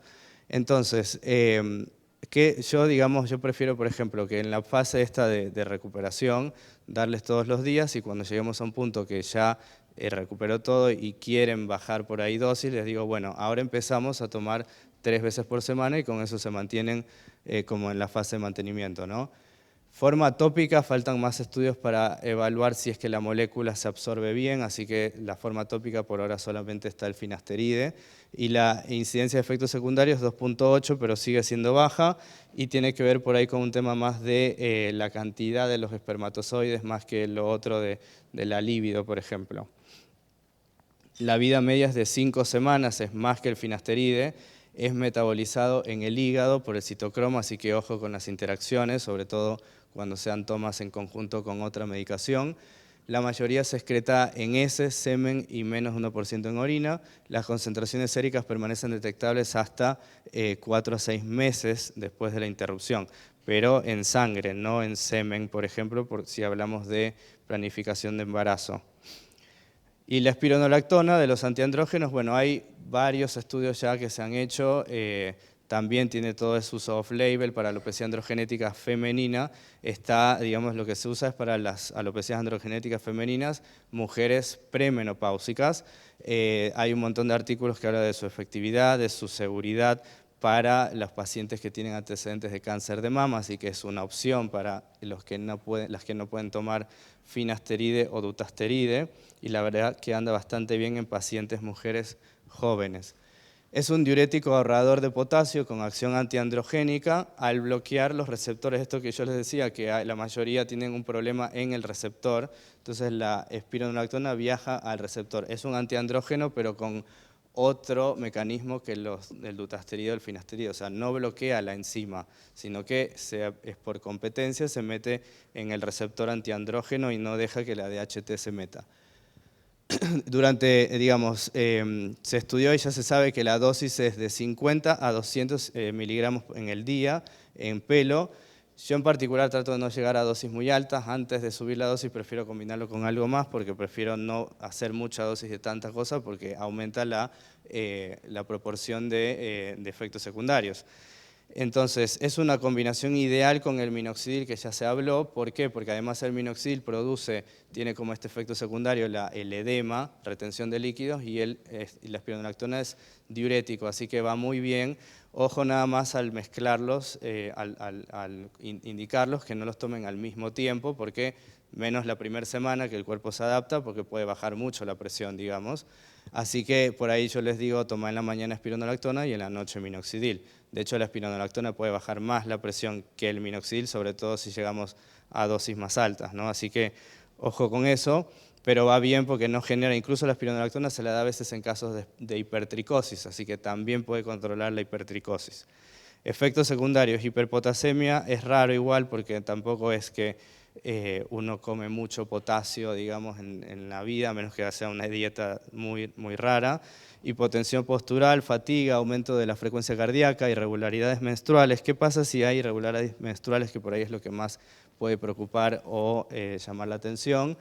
Podemos hacer estas pequeñas cosas, reducir la dosis, primero, reducir las tomas, por ahí que tomen los 21 días del mes y esa es la última semana no. O si es muy molesto y no pasa, que consulte con una ginecóloga y le añaden un anticonceptivo que sea más leve, más suave, porque ya está tomando espironolactona, pero va a ayudar a que tenga las menstruaciones regulares otra vez. Este es un artículo que salió de los anticonceptivos en pacientes con alopecia androgenética. Hay unos que no están buenos porque tienen actividad androgénica y hay otros que no la tienen, que están buenos, así que yo a veces, yo no les indico los anticonceptivos, pero les digo que los vayan a consultar y a veces les hago una listita diciéndoles estos traten de no darle, como son todos los de la izquierda o sus derivados, y los de la derecha, condrospirenona, acetato de ciproterona, que es como la aspiro, y el de Noges sí se pueden usar. Mesoterapia. La mesoterapia, les voy a hablar de la de dutasteride, que es la más nueva. Hay un artículo que salió que usa mesoterapia hecha ya sea cada 3 meses, cada 6 meses o cada 15 días, es todo igual la efectividad, ¿no? Yo les cuento lo que yo hago.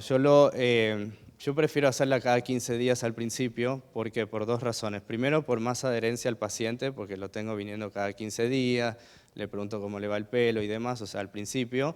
Y segundo, porque mientras más le espaciamos, hay que ponerle más líquido, más volumen de dutasteride, y el dutasteride duele mucho. Entonces, yo les digo, porque también me he hecho, y la verdad que la pasan muy mal si es cada 3 meses. Entonces, por más que le pongan anestesia, lo que sea. Entonces, prefiero hacer cada 15 días, que me puedo dar el lujo de ponerles poco líquido, para que no la pasen tan mal, porque no es mesoterapia, esto es infiltraciones. Entonces, una infiltración más chiquita, de última, pero lo hacemos cada 15 días y la efectividad es igual según este estudio y lo que yo he visto en mi práctica también. Entonces, son microinyecciones con dutasteride, no es mesoterapia, ¿bien? Se pone anestesia, se puede anestesiar el cuero cabelludo o bloqueo regional, yo en particular no lo hago porque es más doloroso que la misma mesoterapia. Lo que hago es poner en la misma jeringa el dutasteride con anestésico, que puede ser la lidocaína. El dutasteride de 0.01%, así lo piden, o 0.05%, o sea, entre 1 y 5 miligramos, mientras más concentración va a arder más. Técnica de pápula o infiltraciones, o sea, tienen que quedar pelotitas al tacto, ¿no?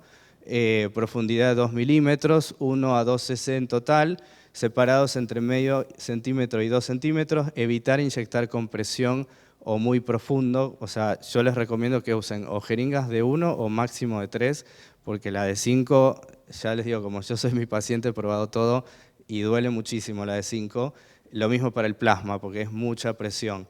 Entonces, además que puede ser más peligroso, puede salirse la aguja, qué sé yo. Obviamente siempre sí pueden ser con el Luer Lock mejor, y las agujas de 30G o 30G y medio. Acá creo que tengo un video, a ver si anda. Más o menos, bueno, no se ve exactamente el sitio de la punción, pero es así, o sea, van dejando como micropápulas o pápulas, y esa es la velocidad. Yo uso un aparatito que es el vibrador, que incluso me sirve para ir separando los pelos y para ir haciéndome un orden, pero esa es la velocidad, no es la mesoterapia, que es muy por encima, porque estamos desperdiciando. Acá lo que necesitamos es meter mucho dutasteride, la aguja, la punción, eso da igual, el tema es la infiltración, como si fuera triamcinolona.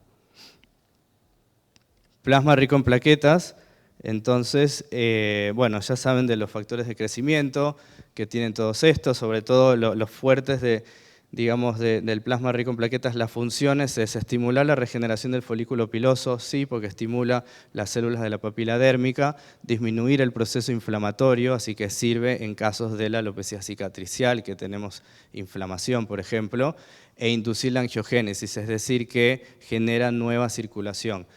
Y gracias a esta última función, yo por lo general lo recomiendo, porque no sé si se habrán dado cuenta, pero no es lo mismo hacerse 3 plasmas sin que esté tomando medicación a 3 plasmas que ya viene alguien con dutasteride o minoxidil tomándolo. Porque como genera nueva circulación, va a hacer que todo lo que está tomando va a llegar mejor, entonces potencia lo que ya uno viene tomando. Si no hay nada que está tomando, no hay nada de base, el plasma es como que alivia, mejora un poco y después vuelve a caer el efecto y quedó ahí. Por eso el plasma tiene a veces mala publicidad, porque no lo saben hacer o cuándo hacerlo, que esa es la parte clave, ¿no? Entonces, esto se vio la frecuencia, digamos, 3 mensuales, y después se puede hacer un cuarto también mensual, y después la efectividad empieza a bajar. Y después la idea es hacerlo cada 3 meses de refuerzo, ¿no? Y así hasta terminar el año, que más o menos son 5 sesiones al año, y después siempre repetir esto. Lo que tiene el plasma, como es natural, no hay un mínimo, uno puede hacer, no hay un máximo, uno puede hacer mensuales toda la vida si uno quiere, porque total siempre vamos a mantener el efecto arriba, pero esto es lo mínimo, ¿no? El tema del centrifugado, yo escuché que en la otra charla que di en Capital, que doble centrifugado va a ser mejor, saca más factores de crecimiento, más plaquetas, lo que sea, pero no, en el folículo piloso en el cuero cabelludo no es la idea. ¿Por qué? Porque hay más concentración, sí, de factores de crecimiento de plaquetas, pero esa mayor concentración lleva a mayor inflamación, que sirve para estimular el colágeno y lo que sea en la piel, pero acá en el folículo no queremos aumentar la inflamación. Así que con un solo centrifugado a 1200 revoluciones por minuto por 8 minutos es más que suficiente. No es necesario la activación exógena, no sé si algunos de ustedes la siguen activando con el citrato y demás, pero la verdad que no es necesario. Ahora ya se vio que hay varias formas de activación, la luz LED y todo eso, pero que la mejor forma de activación es la activación endógena cuando toca el colágeno 7 y con eso, tipo 1, y con eso es suficiente, así que no hace falta que le pongan nada más. Lo que sí le pueden poner es ácido hialurónico no reticulado, que esto es algo bastante nuevo. Le pueden poner a la jeringa de 5 ml o de 3 ml, le ponen 0,5 o 1 ml, depende de la jeringa, de ácido no reticulado, lo mezclan bien y eso va a hacer dos cosas. Primero, que puede disminuir el dolor, y segundo, que va a mantener en suspensión los factores de crecimiento y los va a ir liberando prolongadamente, digamos, ¿no? Como que va a hacer que, por eso va a arder menos, porque no se van a meter todos en el tejido instantáneamente. Así que ojo con eso, que eso es un dato que saqué de un congreso que fui el año pasado recién. Bueno, las formas de aplicación punto a punto, pápulas, microneedling. Como les decía, igual que la mesoterapia, el plasma tiene que doler, el plasma tiene que ser en pápulas, en punto a punto no sirve, la verdad, o sea, para que cumpla esto de la frecuencia de una vez por mes, cada 3 meses, tiene que doler, tienen que ser pápulas y el plasma arde. Y después está el microneedling, que yo lo hago bastante y que la verdad que me he dado cuenta mucho de la diferencia, que si a un paciente que le hago 3 plasmas normales, y a un paciente que hago 3 plasmas normales más el microneedling al final, o sea, es algo que hago al final del plasma común, y eso mejora mucho más, lo potencia, les diría un 50% más al efecto del plasma. Esto lo pueden hacer, o sea, si tienen el microneedling en el consultorio y hacen plasma, lo pueden ofrecer como nuevo servicio en pacientes sobre todo que ven que les está costando. Entonces esto es una cosa, y encima le meten ácido hialurónico, bueno, ya les estoy dando un montón de opciones más para tratar la androgenética, ¿no? Y el microneedling se pasa rápido, puede ser con crema anestésica o sin crema anestésica, no es tan, digamos, como en la cara, que en todos los sentidos, hacer bien el cuadradito, o sea, acá es como lo pasan así rápido, mete el plasma, más punciones, y con eso ya está, no es, son 30 segundos de pasarlo por toda la cabeza. Bueno, y con esto terminamos de la teoría a la práctica, o sea, ya vimos todo lo que se puede hacer. Ahora, ¿qué hacemos cuando viene el paciente? ¿Por dónde arrancamos? ¿Qué le decimos? Yo, por lo general, en mi cabeza, cuando estoy viene el paciente, ya vamos al tratamiento, les voy a explicar, en mi cabeza se me ocurre esto, o sea, tiene que tener una base de antiandrógenos y después todo lo que sume y que sirva para potenciar, que sea más rápido toda esta diferencia, ¿no? Que es el minoxidil, ya sea tópico oral, y los procedimientos. Y así es como en ese orden se lo voy ofreciendo y se los voy comentando. Por ahí yo sé que necesita todo de entrada, pero yo los procedimientos por lo general los dejo para quizás a los 2 meses o mes y medio, que sé que ya la medicación empezó a actuar, y entonces ahí le meto que venga directamente para hacerse un plasma, para hacerse mesoterapia, o combinados los dos, que es una cosa que hago bastante también. Por ejemplo, lo que les decía de las escalas, o sea, no es un tema de qué grado tiene, qué sé yo, por dónde arranco, sino que básicamente lo ven así. Pueden haber estos 3 casos: localizado, que va a ser más leve; difuso, que va a ser más moderado; y avanzado. Entonces, más o menos yo lo que hago es, en localizados, que es la forma más leve, digamos, que está arrancando, minoxidil o finasteride tópico, si no quiere tomar nada vía oral, porque también acá estamos hablando de pacientes que son más jóvenes, ¿no? Que están recién iniciando, así que vamos un poquito más tranqui. Finasteride oral, si es que podemos quizás probar con lo tópico y si no mejora el control, bueno, entonces ya les decimos que ya les vamos diciendo que puede ser que necesite medicación, entonces ya metemos finasteride. Y si es muy joven, bueno, por ahí no va a querer, pero si no, mesoterapia también se puede, ofrecer. Difusa moderada, ya directamente yo arranco con dutasteride, ya no voy con finasteride. Y minoxidil vía oral. O sea, acá la mejor combinación hoy por hoy para un paciente con androgenética que hay que recuperar, dutasteride y minoxidil vía oral van muy bien, en 3-4 meses a veces tienen todo recuperado. La respuesta tiene mucho que ver de cada uno, así que tampoco es que es algo de libro, ¿no? No es matemático. Difusa avanzada, yo hago dutasteride vía oral, minoxidil vía oral, tópico también ya le agrego, o sea, incluso las dos cosas.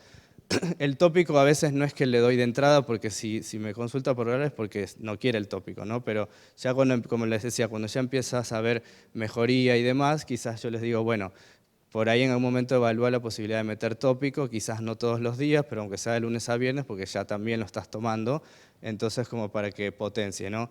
Y si es mucho para recuperar, ya yo voy con los procedimientos y a veces se los combino, que les hago como un intensivo más o menos, mesoterapia con dutasteride, con plasma, cada 15 días le hago algo, una mesoterapia, un plasma, una mesoterapia, más o menos 3 de cada uno y con eso como para que empiece a estimular. Y en esto les quería mostrar los resultados, ¿no? Miren que todo es muy lineal, menos el del medio, que si bien es la forma, es menos intenso, menos grave que el último caso, es el que costó más. Entonces, esto les quería mostrar, ¿por qué? Porque, como les decía, no es lineal, o sea, la respuesta depende de cada uno, a veces se ve que falta muy poquito y uno puede estar meses o años con ese vértex que no se cierra y eso depende de la parte genética. Entonces, a veces no es tan lineal como uno piensa y no es porque esté fallando algo, sino que el paciente, o sea, genéticamente tiene como mucho componente genético que produce esta falta de respuesta o respuesta lenta, o sea, son los mal respondedores. En el caso de las mujeres tenemos así también, premenopáusicas leves, premenopáusicas más avanzadas y posmenopáusicas, ¿no? Yo las divido así. Entonces, en una premenopáusica que tenga leve, yo les manejo con minoxidil tópico, espironolactona 50 miligramos día. Ojo, la espironolactona yo trato de, tiene que ver mucho con el peso para el tema de baja de presión. Entonces, si es una chica muy flaquita, qué sé yo, le preguntamos si tiene tendencia a baja de presión, prefiero arrancar con 25 y después quizás en el control le subo a 50. Y no siempre trato de usar 50 en una sola toma, sino por ahí les doy 25 cada 12 horas, porque va a ser mejor tolerado, ¿no? Y después la mesoterapia capilar es algo que también pueden llegar a usar. Espironolactona, cuando está más avanzada, puedo llegar hasta 100, que es lo mismo, no les doy 100, les doy por ahí de última 50 y 50, y de ahí va el minoxidil. Si tengo que agregar el minoxidil en una de las dos tomas de espironolactona, le agrego en la de la noche, por el tema de baja de presión, que igual será la primera semana y después ya está. Y plasma rico en plaquetas le va a servir bastante en las formas difusas, más que en las localizadas. Y finasteride, dutasteride lo tengo ahí esperando porque a veces, después de un año de estar así con la espironolactona a dosis máximas, no mejora.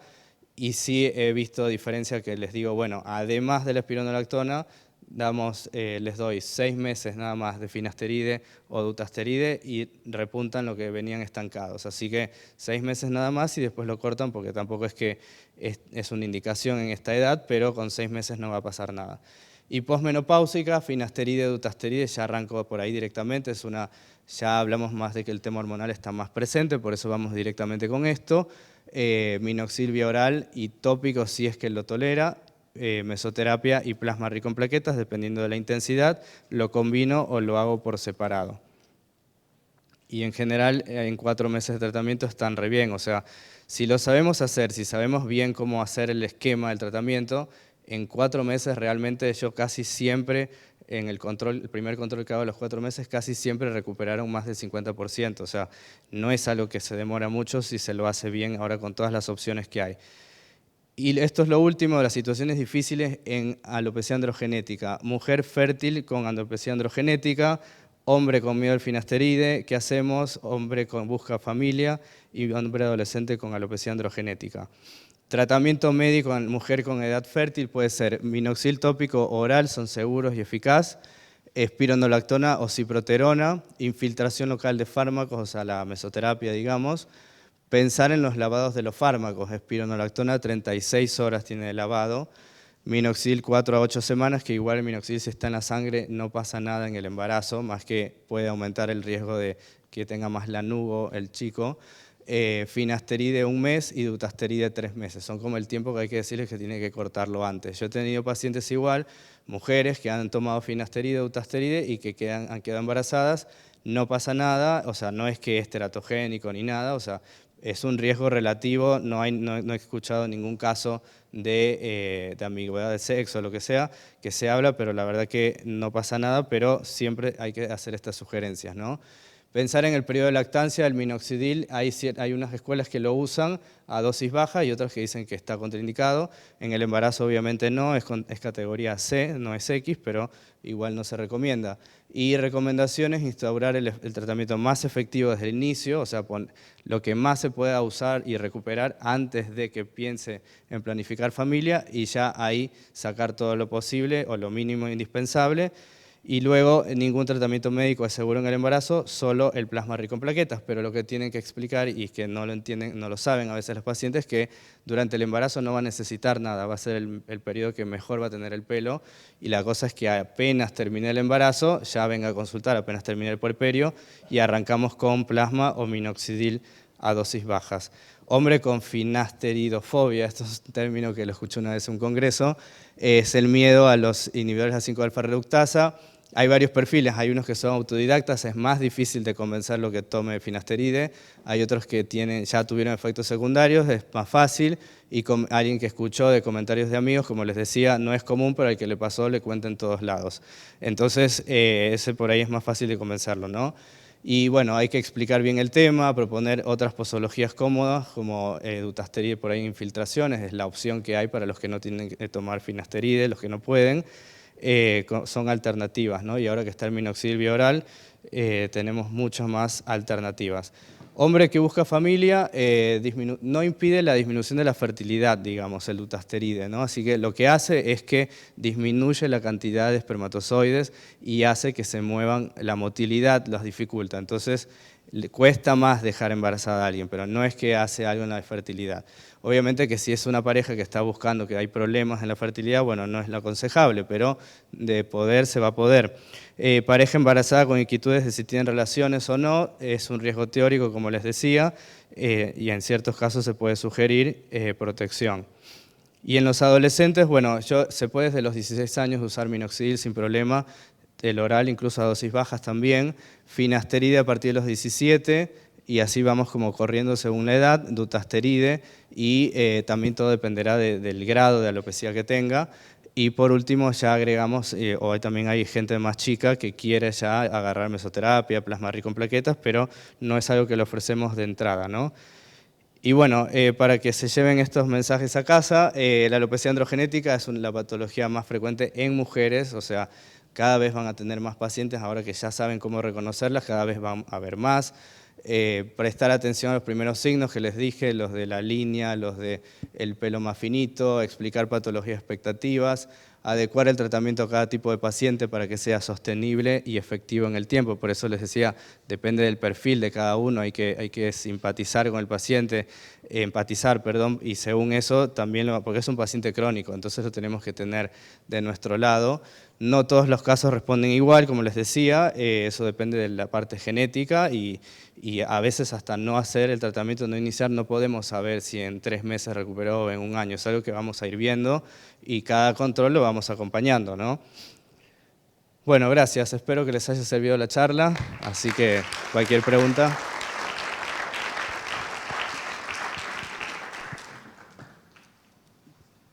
Bueno, para empezar la sección de preguntas, hay una pregunta, Ricardo, que quedó dando vueltas por lo menos a mí. Sí.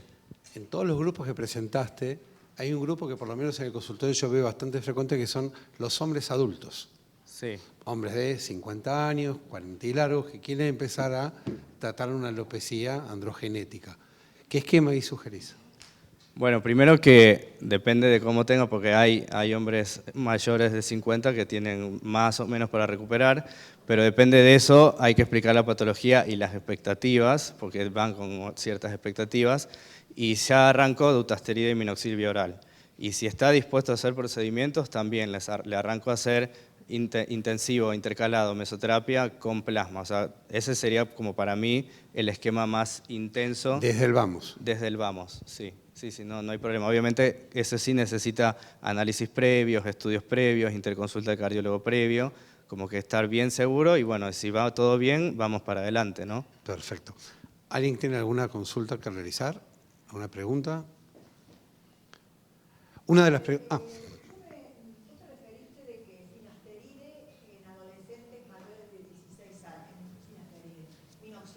Sí.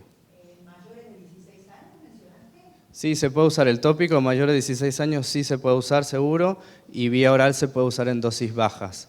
Así que... Los niños o adolescentes, Ajá. tenemos chicos pequeños que tienen o alopecias difusas o areatas, Claro. creen que la droga de elección puede ser el corticoide, pero yo personalmente he usado, y creo que hay bastante literatura vinculable a minoxidil en menores ¿De vía oral?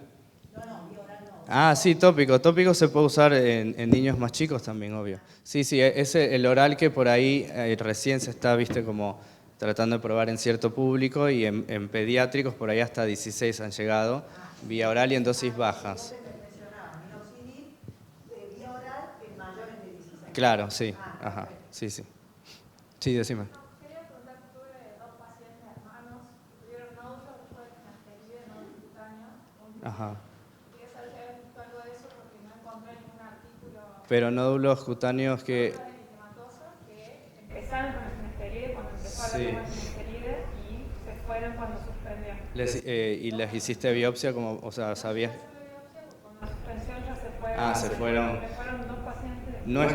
No escuché nunca, digamos, efectos secundarios en piel de dutasteride. No sé, Ceci, si vos tuviste... No. No, el caso, pero eran justo. sí, no sé si sea por el dutasteride, si sea por algo hormonal, pero no había escuchado. Asintomáticos, Eran asintomáticos pero eritematosos, en los brazos sobre todo, y bueno, da la casualidad que eran las dos hermanas que arrancaron también con finasteride. Sí, claro, no, o sea, Raro, sí, es raro. raro. Hay una pregunta también que surge acá del doctor Setman, que pregunta por qué todavía, siendo una medicación tan utilizada, el minoxidil, y con mucha experiencia, y sobre todo en España, que hay mucho trabajo presentado, ¿por qué todavía sigue la recomendación off-label y por qué no está aprobado por las agencias grandes? Bueno, eso yo creo que por el tema de que no se está todavía la dosis antihipertensiva, y entonces todavía no se genera esa seguridad necesaria para decir, bueno, en microdosis de la tricología como que podemos aprobarlo, ¿no? Porque además es bastante difícil hacerlo en pastilla, en medicación, entonces a veces un granito que salga de más puede, y en las presentaciones magistrales ha pasado, que puede llegar a ser muy peligroso, entonces por ahí tiene que pasar por más procesos de seguridad, porque tiene que ser muy exacto los miligramos, porque pueden dar efectos secundarios más o menos. No sé, pero y si no, algo de la industria farmacéutica, porque la verdad que se lo usa, es como lo que vino a revolucionar la tricología, eso.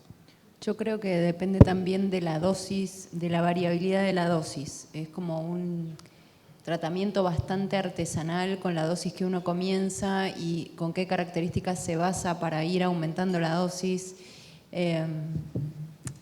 No está, o sea, hay rangos de dosis, pero no está normatizado. Es como que... Como la mayoría en pelo, es como que uno dice por su experiencia, pero no hay estudios que dicen acá usas 1 miligramo, acá usas 0,50. Encontrar la titulación justa para hacerlo. Exacto. Hay una consulta más de la doctora, perdón un segundo, Daniel Estopá, que pregunta ¿qué experiencia hay con minoxidil oral en cuánto tiempo ya de pacientes trabajos presentados? Si es que ¿Cuántos ¿Cuántos trabajos? años? Sí, que los trabajos. Desde el 2015, en realidad, el Rod Sinclair lo propuso creo que en un mundial de de pelo. A partir del 2015 yo creo que se empezó a usar. Acá en Argentina, nosotros a partir de qué Hace año? 3 años, no 3 más, 5 años. 5 años, Sí, ponele. sí, sí. Nosotros acá en Argentina, pero se empezó a publicar buenas respuestas en el 2015. Sí, el grupo de España está sacando artículos todo el tiempo, o sea, sí están habiendo estudios. Una pregunta Sí. vinculable a dutasteride. En una mujer premenopáusica, vos dijiste lo uso al final de hace 6 meses, que con algunas recomendaciones. Ajá. Pero si esa señora tuviera antecedentes familiares de CA, No, claro, no. tiene displasia mamaria benigna. Claro, no, o sea, eso, digamos, ese as bajo la manga de 6 meses de dutasteride lo reservo para, obviamente, si sé que es alguien que no tiene antecedentes y alguien premenopáusica que no viene respondiendo con nada, bueno, le digo, tomate 6 meses de finasteride o dutasteride y vemos, pero si tiene antecedentes, no es algo que pienso, ni siquiera mesoterapia con dutasteride, cuando hay un antecedente. La posmenopáusica ya confía mucho más indicar el dutasteride. Siempre se pregunta antecedentes, o sea, es otra de las situaciones, como puse al final, de las situaciones difíciles en androgenética. O sea, he tenido, digamos, nosotros como vemos muchos pacientes de esto, hemos tenido de todo. Mujer, digamos, posmenopáusica, que tiene antecedentes de cáncer de mama, que tiene tendencia a la presión baja, que no quiere hipertricosis, o sea, se me acaban las opciones, digamos. Entonces, ahí va todo, hay que explicarle que va a tener menos efectividad su tratamiento porque lo más fuerte no lo puede usar y las alternativas todo desde afuera, digamos. Es como que hay de todos los casos y hay casos que no se puede hacer mucho más porque hay demasiadas contraindicaciones para la misma paciente, pero siempre hay por lo menos una cosa que se le puede ofrecer para mantener al menos algo del pelo que tiene. Sumo una consulta. Hablaron ambos de tratamientos de meses largos y, ¿por qué no, años? Sí, años. Hay mucho escrito sobre la adherencia a los tratamientos tópicos, la falta de adherencia, las suspensiones por tiempo. La presencia ahora del minoxidil oral, en realidad hace un tiempo ya, ¿viene a cubrir un poco también el tema de la adherencia al minoxidil tópico? O sea, ¿lo reemplaza, facilita mucho más el tratamiento para el paciente o ustedes creen que no? O sea, no sé si opinás lo mismo, pero yo creo que, o sea, primero hay dos casos. El que ya viene usando el tópico es un alivio que haya salido el oral, y para el que nunca usó nada y que a veces no quieren tomar pastillas y quieren arrancar por el tópico. O sea, hay público para todo. Sí se sabe que el oral es mucho más efectivo, es mucho más rápido y que se pueden combinar los dos, porque a veces ni el oral es suficiente y a veces se estanca y ahí se hay que meter el tópico, por ejemplo. Pero no sé si lo canibaliza, como decían ayer, por ejemplo.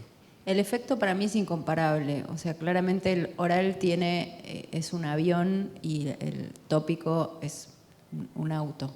Yo creo que también tenemos rangos de pacientes. Ahora la tendencia es a la naturalidad y a no tomar medicación. Tenés los pacientes que no quieren tomar medicación oral y menos si esa medicación oral es a largo plazo, entonces ahí el tópico juega un papel muy importante porque eso sí lo utilizan.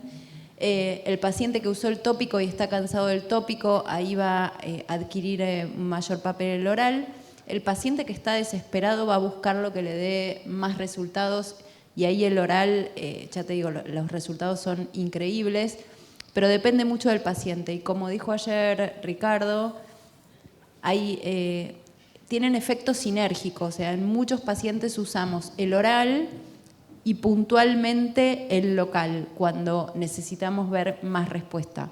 Depende del caso, me parece que hay mucha variabilidad. Tal cual. Ahí hay una consulta. ¿Cómo se recomienda la pastilla para mujeres?